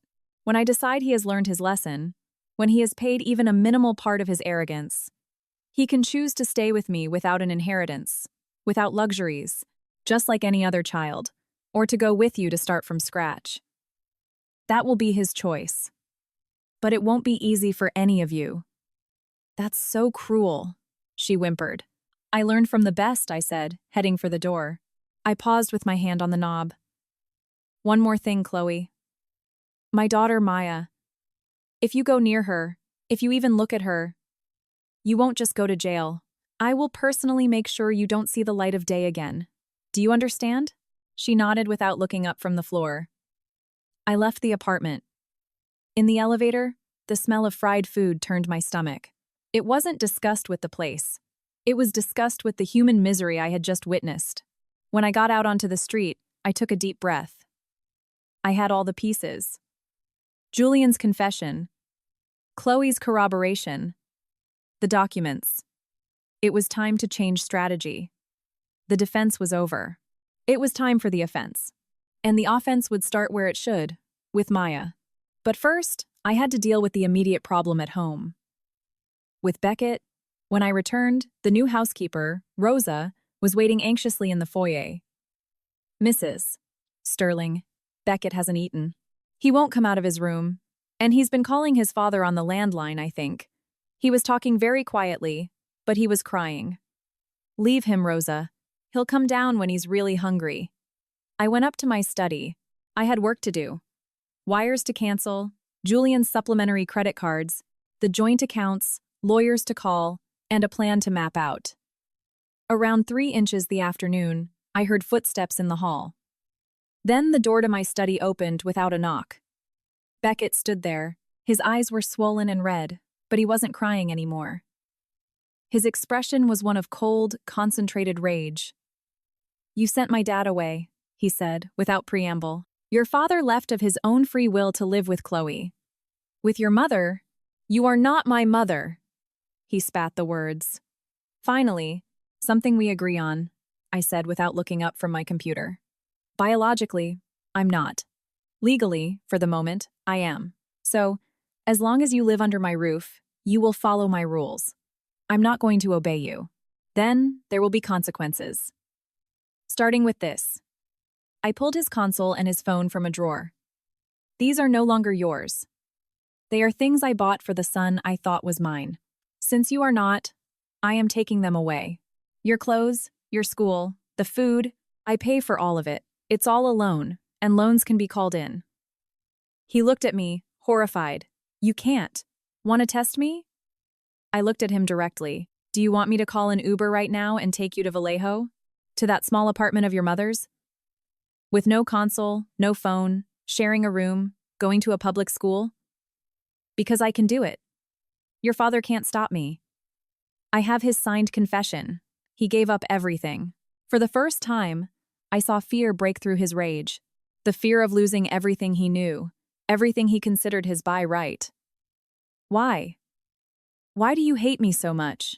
He asked, his voice trembling slightly. I don't hate you, Beckett, I said, and it was true. Hate required an emotional involvement I no longer felt for him. You're a child. A spoiled, entitled child. The product of despicable parents. You are their victim, just as I am, but you are also their accomplice. You knew the truth, and instead of compassion, you chose contempt. So, don't expect compassion from me. You have 2 options here. You stay, and you follow my rules to the letter. You study, you help around the house, you treat everyone with respect, and you stop bullying anyone. Or, you leave for the real world. You choose. He stood motionless, processing. His options were terrible, and he knew it. With me, it would be a life of discipline and coldness, but with comforts. With them, it would be chaos, poverty, and probably mutual resentment. I'm going to talk to my dad, he said with what little authority he had left. Do it. Use the landline in the living room. You have 5 minutes. Then you decide. He left the room. I heard him go downstairs and pick up the phone. I didn't listen to the conversation. I didn't care. 10 minutes later, he came back up. He stood in the doorway. He looked smaller, younger, defeated. I'm staying, he muttered. I didn't hear you. I'm staying, he shouted. And then, as if something inside him broke, he added, But I hate you. I will always hate you. That's your right, I said, turning back to my screen. The rules start now. Rosa will give you a list of chores. Dinner is at 7. If you're not there, you don't eat. And tomorrow you go back to school with a public apology written and read by you to those girls you bullied. And to Maya, if you don't do it, the ride to Vallejo will be waiting for you at dismissal. This time he didn't answer. He turned and left. His footsteps, once loud and defiant, were now slow and heavy. I sighed. A battle won, but the war continued, and the most important part, the only part that truly mattered, was about to begin. The next day, after making sure Beckett had gone to school with the written apology in his backpack, under the threat of Marcus, who was watching him discreetly, I drove to the Horizon Youth Center. This time I wasn't carrying books. I was carrying something more. Mrs. Higgins met me with a smile.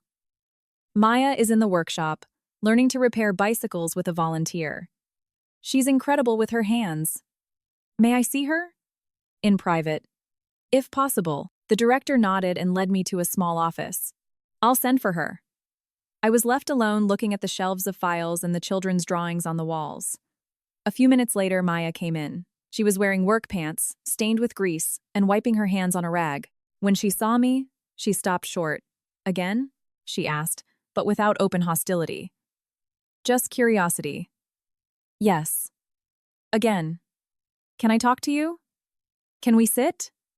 She hesitated, then nodded, and sat on the edge of a chair across from me. She watched me with her clear, attentive eyes. Maya, I began, and I could feel my pulse quicken. This was the most important conversation of my life. I'm going to tell you a story. A very ugly story. And then I'm going to ask you a question. You don't have to answer now.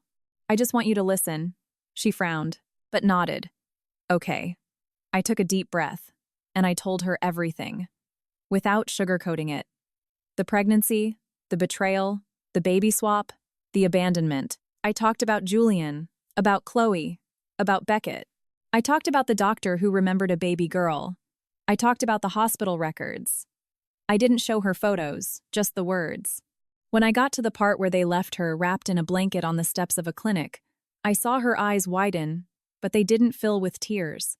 Just with a deepening understanding and an anger that was beginning to burn inside her. When I finished, the silence in the room was thick. She was staring straight ahead. But she wasn't seeing me. She was processing. So, she said, finally, her voice strangely serene. Beckett isn't your son? He's their son? Yes. And I'm your daughter. It wasn't a question. It was a statement that fit all the pieces of her life. Yes, I'm your mother, Maya, and I lost you for 8 years because of horrible people. And I am sorry. I am sorrier than words can ever say. She bit her lip, looking down at her grease-stained hands. So why are you telling me now? So I'll come live with you in your big house? No, I said. And the surprise on her face was genuine. No, Maya. I'm not going to force you to do anything. I'm not even asking you to call me Mom. I haven't earned that. I just want you to know the truth. And I want to offer you something. A chance. What kind of chance? She asked suspiciously. The chance to get to know me at your own pace. For me to get to know you. For me to be, if you want, a part of your life. To help you.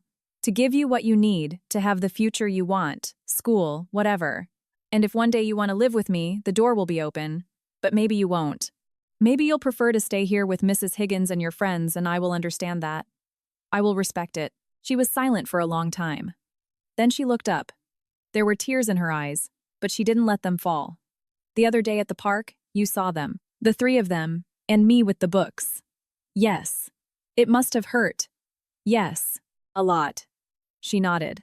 She got up and walked to the window looking out at the playground. It doesn't hurt me, she said almost to herself. I don't know them. She turned back to me. Him, she said, referring to Beckett. Yeah, he's a jerk. But I get it a little more now. He must be scared. The compassion in her words, directed even at the one who had scorned her, broke my heart. She was more of a person at 8 years old than Julian and Chloe combined. And you, she asked? What are you going to do with them? With your husband and that woman? I've already done it, I said. I've thrown them out of my life. Beckett is staying for now under my conditions, and they are left with their truth and with the consequences. She nodded as if in approval. Then she came closer. She didn't hug me, didn't touch me, just stood there a few feet away. "I'll think about it," she said, "about getting to know each other. I'm not promising anything." "I'm not asking you to promise anything," I whispered, emotion tightening my throat. "Just thank you for listening." She turned to leave. At the door, she stopped without turning back. "Next time you come," she said, "can you bring a mechanics book? About engines." A real one. A smile. The first real smile in days crossed my face. "Yes, Maya.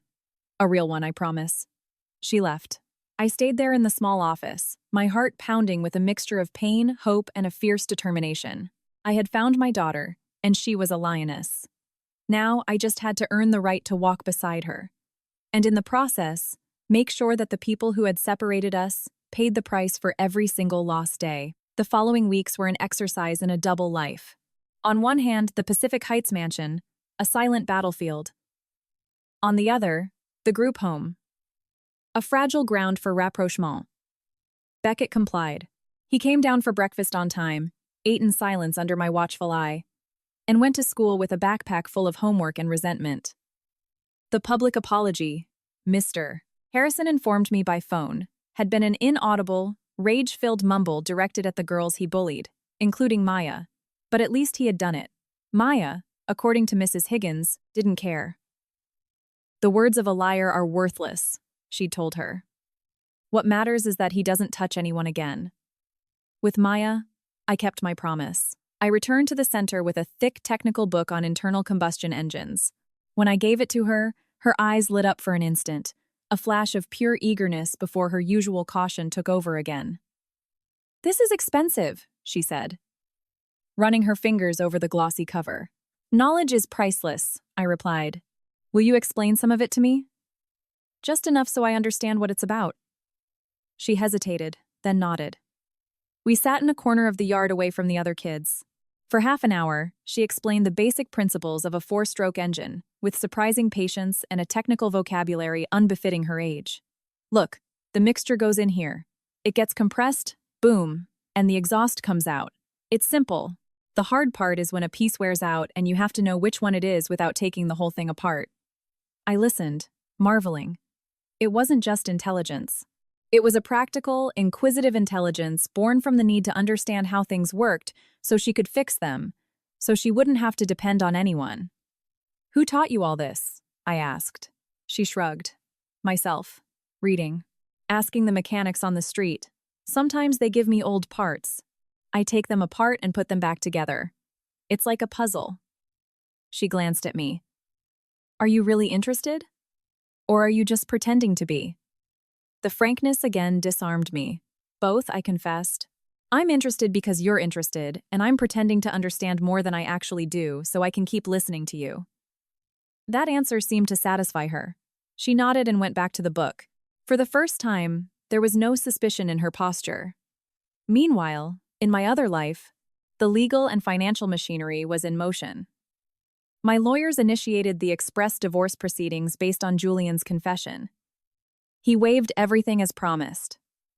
The joint accounts were frozen and divided. Although the bulk of the money had always been mine, his credit card linked to my accounts was canceled. Marcus kept me updated daily. Julian had tried to get a bank loan without success. He was living with Chloe in Vallejo, and the tension between them, according to the reports, was palpable. Chloe, used to receiving money, was now demanding he find a job. He, used to living off me, couldn't find anything he considered up to his standards in Silicon Valley now that rumors were spreading. One afternoon as I was working in my study, the landline rang. Rosa called up from downstairs. "Mrs. Sterling, it's for you." "A Mr. Sterling, put him through." I picked up the phone on my desk. "Eleanor," his voice sounded worn. "We need to talk." "We've already talked. You signed." "It's over. This isn't about me. It's about Beckett. He's my son. He has a right to see me. Custody is mine for now, and given the circumstances and your written confession of committing a serious crime against me and the child, a judge will be more than happy to grant me sole and exclusive custody and restrict your visits to a supervised center. If they grant you any at all." I paused. "Do you want to start that war, Julian?" "Because I have plenty of ammunition." His breathing grew agitated. "He's a child. You can't use him as a weapon. I'm not using him. You two used him for 8 years. Now it's time to pay the bill. If you want to see him, you'll wait until he wants to see you. And if he complies with everything here, maybe I'll allow a supervised visit. Not before. You're a heartless witch, he spat. What I am, I said calmly, is the person holding all the cards. And you, Julian, have an empty hand. Don't call this house again. I hung up. Minutes later, my cell phone rang. Private number. I answered. Yes. Let me talk to my son. It was Chloe, screaming hysterically. He's afraid of you. Rosa told me you treat him like a dog. My blood boiled. Rosa no longer works for me. She's just been fired for violating confidentiality. And you, Chloe, are one step away from having your lover's signed confession land on the DA's desk. Do you really want to play this game? I don't care. I want my son. Then start acting like a mother, I snapped. A real mother doesn't abandon her newborn daughter. A real mother doesn't raise her son to be a liar and a despot. You have what you deserve. Now stop bothering me, or I assure you, you won't see Beckett again until he's an adult, and by then he might not want to see you. I cut the connection, blocked the number. My hands were trembling slightly, but with pure rage. How dare they? How dare they talk about maternal rights? I went downstairs. Beckett was in the living room, listlessly doing his homework. He looked at me warily. That was your father, I said bluntly. And after that, Chloe, they wanted to talk to you. His eyes lit up with a momentary hope, and I told them no. Not for now. The hope died, replaced by anger. You can't stop me from talking to my dad. Yes, I can. And I am. Because as long as you are here under my responsibility, I decide what's best for you. And talking to two people who taught you to lie and despise is not what's best. I moved closer. If you show that you can be responsible, that you respect the rules, that you change your attitude at school, then I will reconsider a supervised visit. Not before. It's not fair, he shouted, standing up. Fair? My voice became a whisper of ice. Was it fair to steal my daughter? Was it fair to make you believe I was the enemy? What's fair is that now, for the first time in your life, you are facing the consequences of your actions and the actions of your parents. This, Beckett, is the closest to justice you have been in 8 years. Take the opportunity. I let my words sink in. He bit his lip, staring at the floor, fighting back tears of fury and helplessness. Now, finish your homework, then go to your room. That night, Marcus sent me the most rewarding report yet. It included audio recordings obtained God knows how of conversations between Julian and Chloe in their apartment. They were arguing about money, about Beckett, about their future. In one, Chloe was crying. Chloe, this was all your idea. You said it would be easy, that we'd be rich. And now we're here trapped with nothing. And my son is with that psycho. Julian. Weary. Shut up, Chloe. It was both our ideas. You wanted your son to have his inheritance. Well, he has it. Just without the inheritance and without him. Chloe. I have to see him. I can't take it anymore. Julian. Well, take it, or all three of us go down. It was music to my ears, but it wasn't enough. I needed the final blow. And for that, I needed a public stage. A stage where Julian's mask would crumble for good in front of his entire world. I remembered his casual comment from weeks ago about a family event in Napa Valley. Their family, originally old money from the East Coast but now embedded in California real estate, hosted a major charity wine gala every spring, a significant social event for them, where Julian always showed off his perfect family. An idea began to form in my mind. Perverse. Perfect. The next day, I went to see Maya. This time, not at the home. I had spoken with Mrs. Higgins, and after many assurances, had gotten permission to take her to a real auto mechanic shop run by a retired, trusted friend of my father's who agreed to open it for us on a Saturday morning. Maya was almost unrecognizable. She wore a blue jumpsuit that was too big for her, but her eyes shone with a contained excitement. The old mechanic, Stan, a gruff but golden-hearted man, showed her the tools, the disassembled engines. Look, kid, this is a crankshaft. If this cracks, goodbye engine. And how do you know if it's cracked? Maya asked, touching the metal part with reverence. Good eyes and a better ear, but mostly experience. I stood on the sidelines watching. Maya asked precise technical questions. Stan, at first skeptical, soon surrendered to her obvious passion and knowledge. Kid, where'd you come from? You know more than some of the apprentices I've had. She smiled, a real, carefree smile that lit up her whole face. It was the first time I had seen her smile like that. My heart lurched, leaving the shop, her hands stained with grease but her face radiant. Maya walked beside me in silence. Suddenly she said, You're not like the other rich adults who sometimes come to the home. They just want to take pictures to feel good about themselves. You do things. What kind of things? Real things. Like bringing me here, or listening to me talk about engines without yawning. She looked at me. Why? The question was inevitable. I took a deep breath. Because I owe you 8 years, Maya. 8 years of mechanics, workshops, of helping you with homework, of patching up your knees when you fell. I can't get that time back, but I can try from now on to do things right, even if it's just being the person who gets you into a workshop or buys you the books you need. She nodded, looking ahead. My friend Sarah from school, the one Beckett bothered, she says her dad, before he left, would sometimes buy her candy to apologize for being late. She says the candy didn't fix anything, but at least it was a gesture. And is this candy? I asked, gesturing to the workshop. She thought about it. No. This is a wrench. It's for tightening bolts and for loosening them. She looked at me again, and in her eyes I saw a flicker of complicity. It's more useful. I almost burst into tears right there in the middle of the street. Instead, I just nodded. Yes, it's more useful. Back at the center, before we said goodbye, she turned to me. Hey, that big party Mrs. H was talking about the other day, the one for rich people in Napa. Are you going? The charity gala? Yes, I have to go. It's part of a job I have to finish. A job? Against them? She asked, with an insight that took my breath away. Yes, against them. She nodded seriously. Well, hope it goes well, and be careful. It was advice, almost a show of concern. I will be, I whispered. Thank you, Maya. That night I set the final phase in motion. I called Marcus. I need everything ready for the Sterling Family Foundation Gala in Napa Valley next Friday. Projection, sound, all discreet but impeccable. And I need someone on the inside, on the catering staff, who can handle the projection system at the right moment. That's very specific, Eleanor.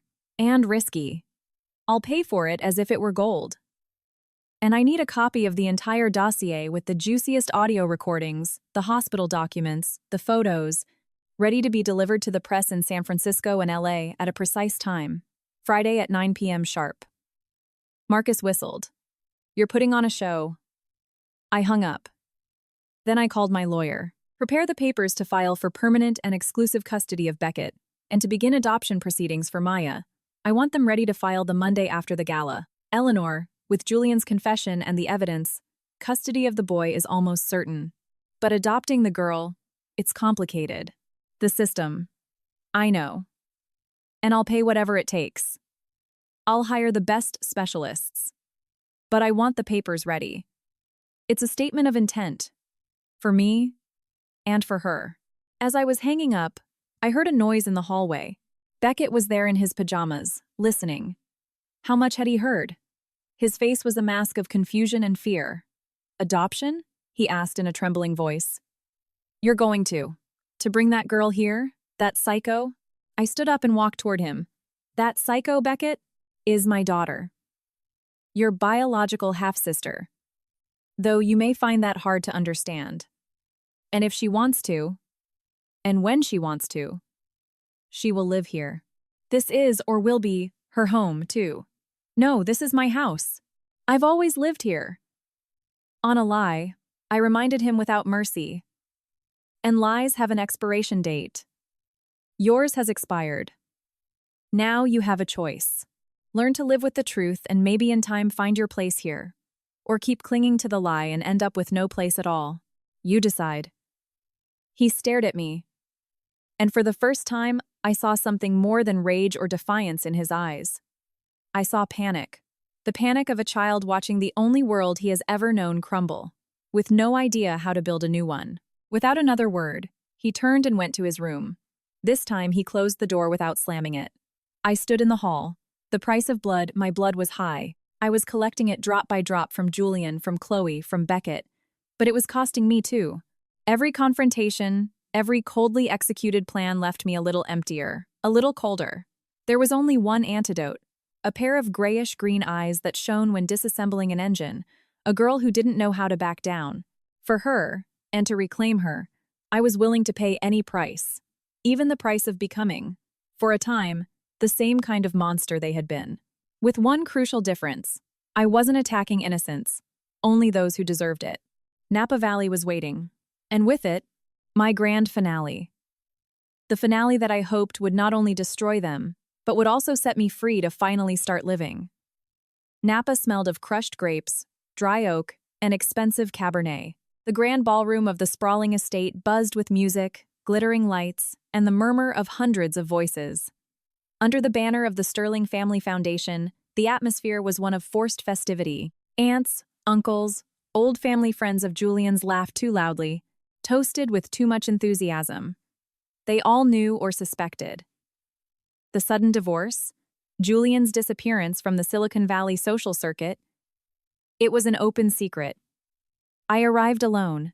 I wore a custom-made gown by Tom Ford, black and white, with a severe elegance that contrasted with the pastel silks and vibrant colors around me. In my clutch, I didn't carry a compact. I carried a small remote control device and my phone with Marcus on the other end, waiting for my signal. Julian was there. He looked like he had aged 10 years in a few weeks. He wore his tuxedo with an uncomfortable stiffness, his smile a tense grimace. Beside him, trying to go unnoticed but drawing attention by her obvious bewilderment, was Chloe. He had either invited her or she had crashed. For Julian's family, shamed but eager to support one of their own against the witch from San Francisco, she was now the official partner, the victim of their son's heart, according to whatever story he must have spun. Beckett was with them. I had brought him. It was part of the plan. He wore a small tuxedo that was too big for him and looked around with a mixture of awe and resentment. When he saw me, he looked away. He had agreed to come on one condition. He wouldn't have to talk to me. It was a fair deal. Arthur Sterling, the family patriarch, a man in his 70s with a silver mustache and sharp eyes, raised his glass of champagne. To family, to unity. The most important thing in turbulent times. A murmur of approval went through the crowd. All eyes slid to me, standing slightly apart, and then to Julian and Chloe, united in their discomfort. It was my moment. Before the old man could continue, I stepped forward. My heels clicked firmly on the polished marble floor, silencing the conversations. I stood in the center of the room in front of the small stage. "Arthur," I said, my voice clear, needing no microphone. "Allow me to add a toast." The old man looked at me with surprise and mistrust, but he nodded with a polite gesture. Julian went pale. Chloe grabbed his arm. I took the glass a confused waiter offered me. I didn't raise it. I held it indifferently.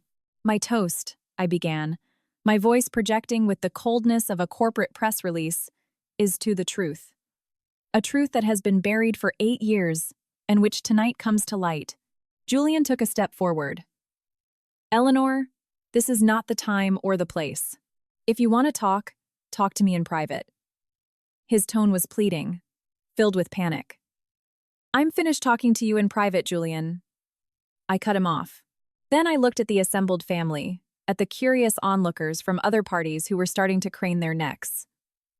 "Ladies and gentlemen, most of you know me. I am Eleanor Sterling, or soon just Eleanor. For 8 years, I was Julian's wife and the mother, I believed, of his son Beckett." I gestured with a slight nod toward Beckett, who shrank as if he wanted to disappear. But it was all a lie. A carefully constructed lie by Julian Sterling and his mistress, Chloe Jenkins. who today have the audacity to present themselves here as a couple. A gasp of shock rippled through the attendees. Arthur opened his mouth to protest, but I had already taken the remote from my clutch and pressed the single button. On the large projection screen behind the stage, where idyllic vineyard photos had been cycling moments before, a huge, sharp image appeared. It was the copy of Chloe's hospital record, her name and the notation clearly visible. Product: male, 6 pounds 13 ounces. Released to Father Julian S., furiously crossed out, and the different handwriting that said, neonatal death. The murmur became a buzz. The photo changed. Now it was my admission record, a circle highlighting the word sex, where under a smudge the word male was clearly legible, written in a handwriting several of them recognized as Julian's. On the 12th of September 2018, I continued over the dead silence. I gave birth by emergency C-section to a baby girl. On the same floor, that same day, Chloe Jenkins gave birth to a healthy, strong baby boy. My husband, along with his mistress, and with the help of a bribed nurse, switched the babies. My daughter, they abandoned a newborn on the steps of a health clinic. Her son, they gave to me, making me believe he was mine, that he was sick, a weak preemie. The images on the screen were changing, now showing photos. Julian, Chloe, and Beckett, laughing in a park. Others at a cafe. Another of Chloe stroking Beckett's hair. The intimacy was undeniable. Then a picture of Maya appeared, standing in the yard of the group home. Her file photo. Her face, with my eyes, contrasted brutally with the next image. A photo of me as a young woman. My daughter, I said, and for the first time my voice broke slightly, not with weakness, but with a fierce, contained emotion. She survived. She grew up in a group home. Her name is Maya. She is the girl whom their son, Beckett, I pointed again. And this time every head turned to the boy who had started to cry, silently bullied at school because she was defending other girls from his thuggery. The daughter they stole from me, defending others from the son they foisted on me. A bully like his father. The scandal was monumental. Shouts. Exclamations. Arthur looked like he was about to have a heart attack. One of Julian's cousins burst into tears. Others stared at Julian with horror. It's lies! Fake photos, Julian shouted, but his voice was lost in the uproar. Chloe was trying to hide behind him, crying hysterically. The screen then showed the front page of Julian's signed confession, his signature clearly visible. And for the grand finale, the audio kicked in. Julian's voice, clear and desperate, filled the ballroom. It was her idea at first. Chloe was pregnant. I had just met you. You had money. Status. It was the opportunity of a lifetime. The clip continued with Julian describing the baby swap. Then Chloe's voice, shrill. This was all your idea. You said it would be easy, that we'd be rich. It was the final nail. The Sterling family, proud and traditional, was listening to one of their own confess to the most abject crime imaginable. The scandal ceased to be a murmur and became a public trial. Looks of disgust, of betrayal, were fixed on Julian. Some people physically moved away from him. Arthur finally found his voice, his face ashen. He approached Julian. Is it true? You did that? Julian couldn't answer. His gaze was lost, fixed on the screen where his own signature condemned him. He gave an almost imperceptible nod. It was enough. The old man recoiled as if he had seen a snake. Get out, he said in a raw, broken voice. Get out of here. And take that woman with you. You are not my family. You are nothing. At that moment, as if part of the show, 2 pairs of Napa County Sheriff's deputies, discreetly notified by Marcus an hour earlier, made their way through the crowd. They were in uniform. Their presence was as shocking at the gala as an elephant in a china shop. One of them addressed Julian. Mr. Julian Sterling, Miss Chloe Jenkins, you'll need to come with us to the station for questioning regarding an investigation into alleged crimes of child abduction, falsification of documents, and family abandonment. It was absolute chaos. Chloe started screaming, struggling. Julian, however, seemed to completely deflate. He let them put the handcuffs on him without resistance, his gaze empty, fixed on nothing. As the officers led them away, they passed near Beckett. The boy looked at them, terrified, And then he looked at me. In his eyes, there was no longer hatred, only absolute, primal fear. People were whispering, pointing. Some were taking out their phones to record. The scandal, now total, had consumed its protagonists. Arthur staggered over to me. Eleanor, I had no idea. I swear on my mother's grave. I know, Arthur, I said with a coldness that offered no comfort. The lie was perfect. But all lies fall. This one has fallen here in front of everyone, so there can be no doubt. The old man nodded, ashamed, and walked away leaning on a grandson. The ballroom, packed minutes earlier, was rapidly emptying. The family was fleeing the contamination of the scandal. Only Beckett, trembling like a leaf next to a chair, and I remained. I walked over to him. I didn't touch him. You see, Beckett? I said in a low voice. Just for him. This is how a world built on lies falls apart. Your father wasn't a hero. He was a thief and a coward. He said nothing, just kept trembling. Come on, I said. We're going home, to San Francisco. You're home for now, where at least the rules are clear. He nodded mechanically and followed me like an automaton. As we left the ballroom, under the light of the chandeliers and the cheerful hubbub from other events oblivious to the tragedy, I felt the weight of 100 gazes on me. Not of reproach, but of a fearful respect. I had executed my revenge in public with surgical precision and ruthless cruelty. I was no longer the cheated wife. I was the woman who had destroyed a man and his mistress with the truth as her only weapon. A dark legend was born that night in Napa Valley, and I was at its center. But I didn't care. I got in the Range Rover with Beckett. As we drove away, I looked in the rearview mirror. The estate ballroom looked like an empty shell illuminated by colored lights that now seemed to be mocking. Marcus sent me a text. Press notified. We'll start hitting the digital editions in an hour. All according to plan. I replied. Thank you. Bonus is in your account. Then I dialed another number. Mrs. Higgins answered on the second ring. Is everything all right, Mrs. Sterling? Her voice was worried. She had known the general plan. It's finished, Mrs. Higgins. Is Maya sleeping like an angel? Dreaming of engines, I suppose. She doesn't know anything. And the boy? I glanced at Beckett, who was staring out the window, mute tear tracks dry on his cheeks. With me. Safe. I'll come see you tomorrow. At 2. We'll be waiting, Eleanor, Mrs. Higgins said. Using my first name for the first time, I hung up. The highway back to the city opened before us, dark and straight. Behind us lay the noise, the scandal, the ruins of several lives. Ahead, only uncertainty, but for the first time in 8 years, an uncertainty based on the truth, my truth, Maya's truth. I had won, but as in chess, after the checkmate, the board is empty. You have to decide what to do with the pieces that are left, and how to start a new game. The silence in the car on the way back was dense. Physical. Beckett wasn't crying, wasn't looking out the window. He was just breathing with the precision of an automaton, as if even that required a superhuman effort.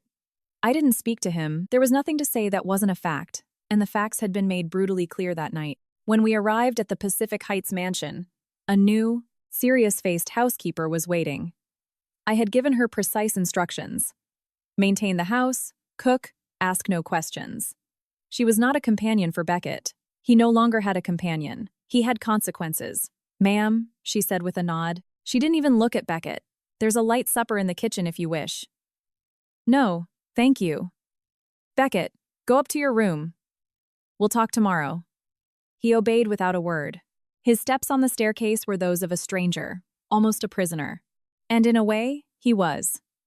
A prisoner of the truth, of his actions, and of my will. The next day, the digital newspapers were on fire. Scandal at Napa Gala. Tech exec confesses. To baby swap. The revenge of a betrayed wife.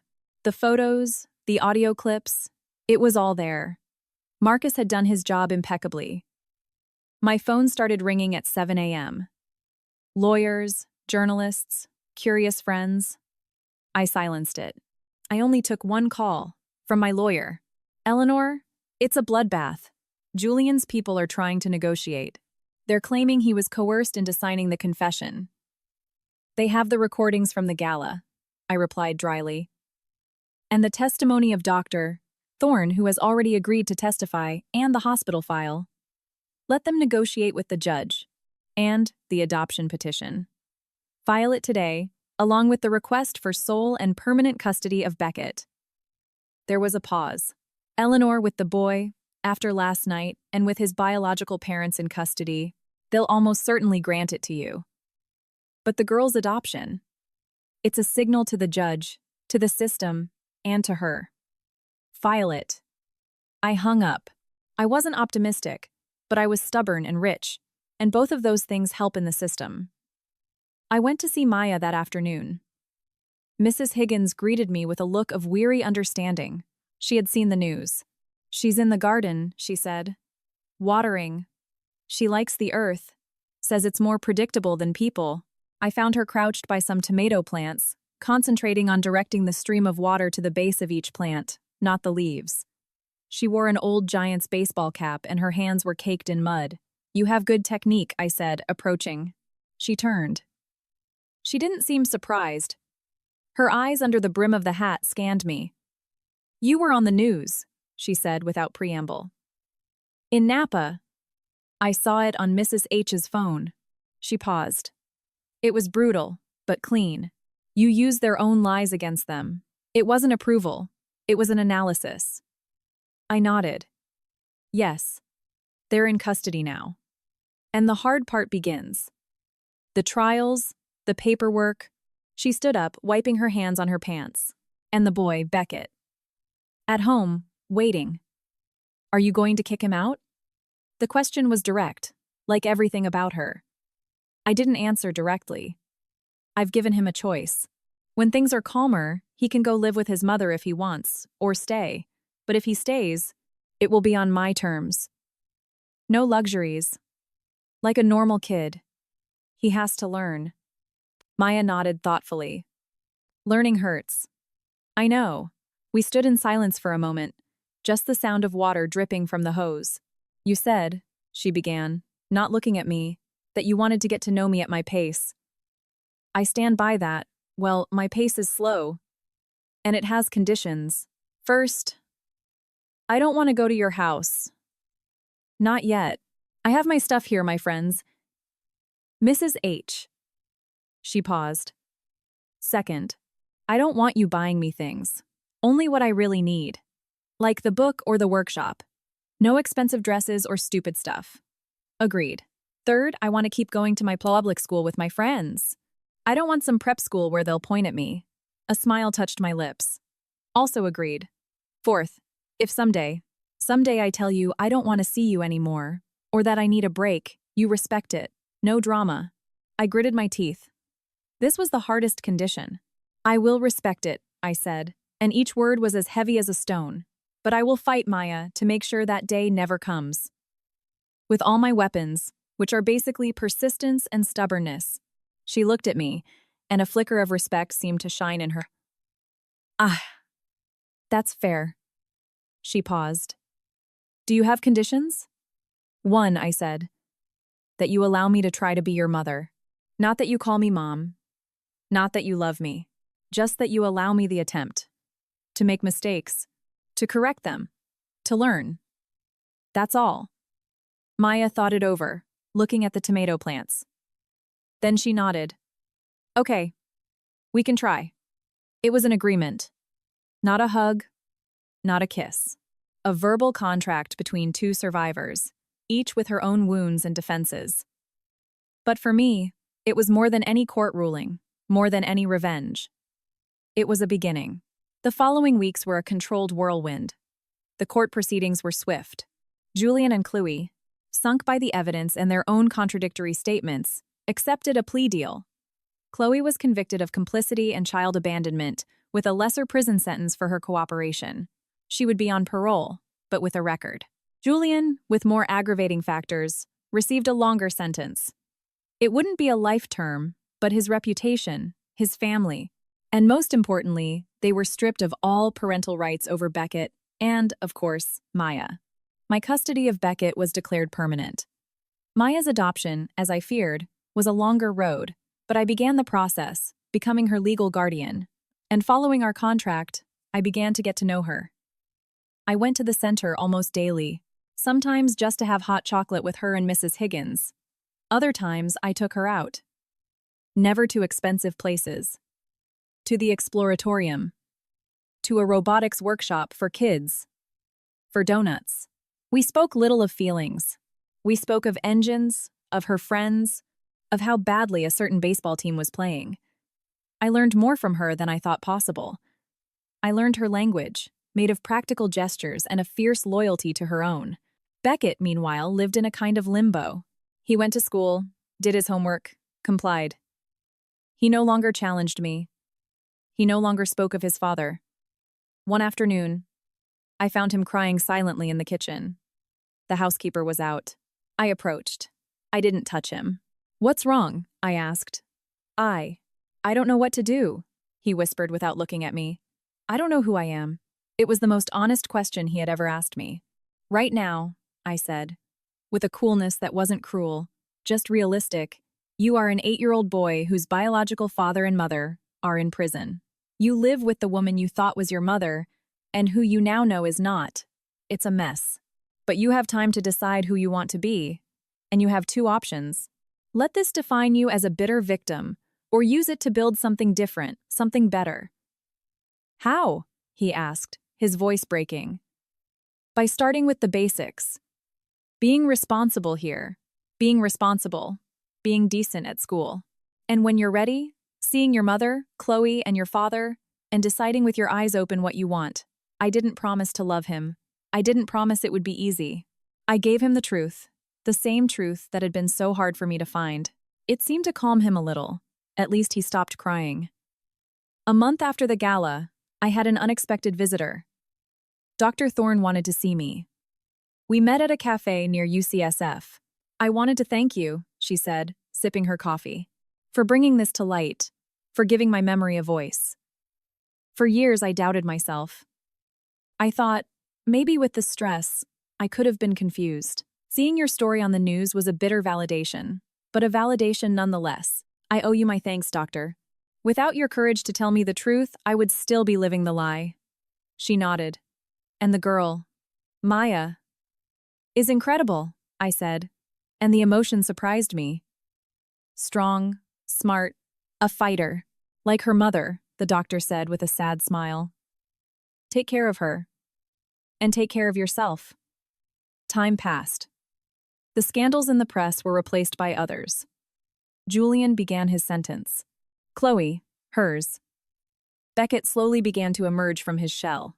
We were not a family.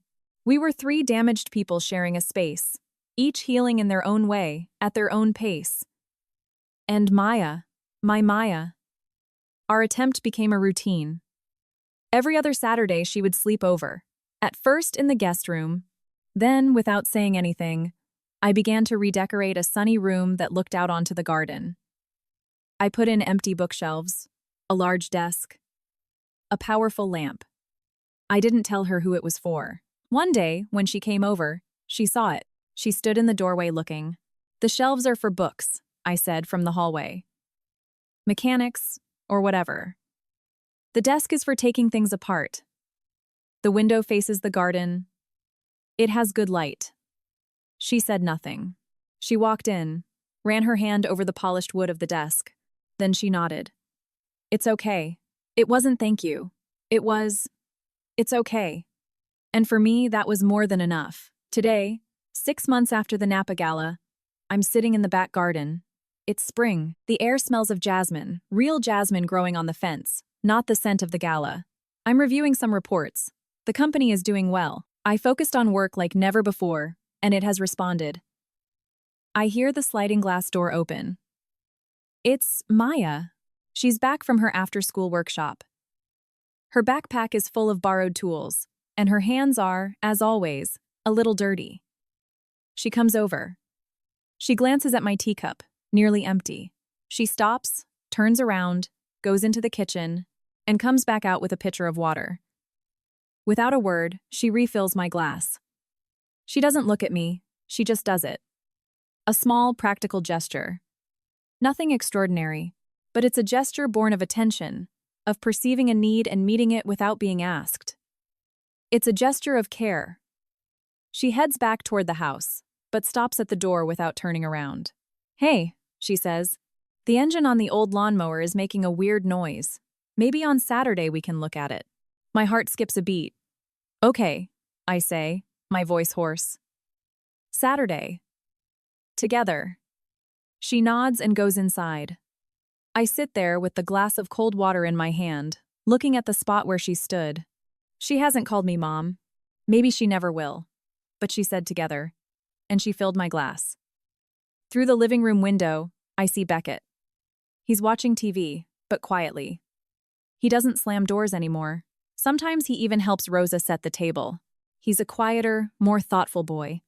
The arrogant, cruel child is gone, leaving a scared and confused one who maybe, just maybe, has a chance.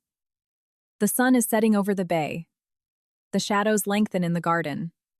I put down the report. That's enough for today. I have my daughter back. I have my life back. I've gotten justice or something like it. And now comes the hardest and most valuable part.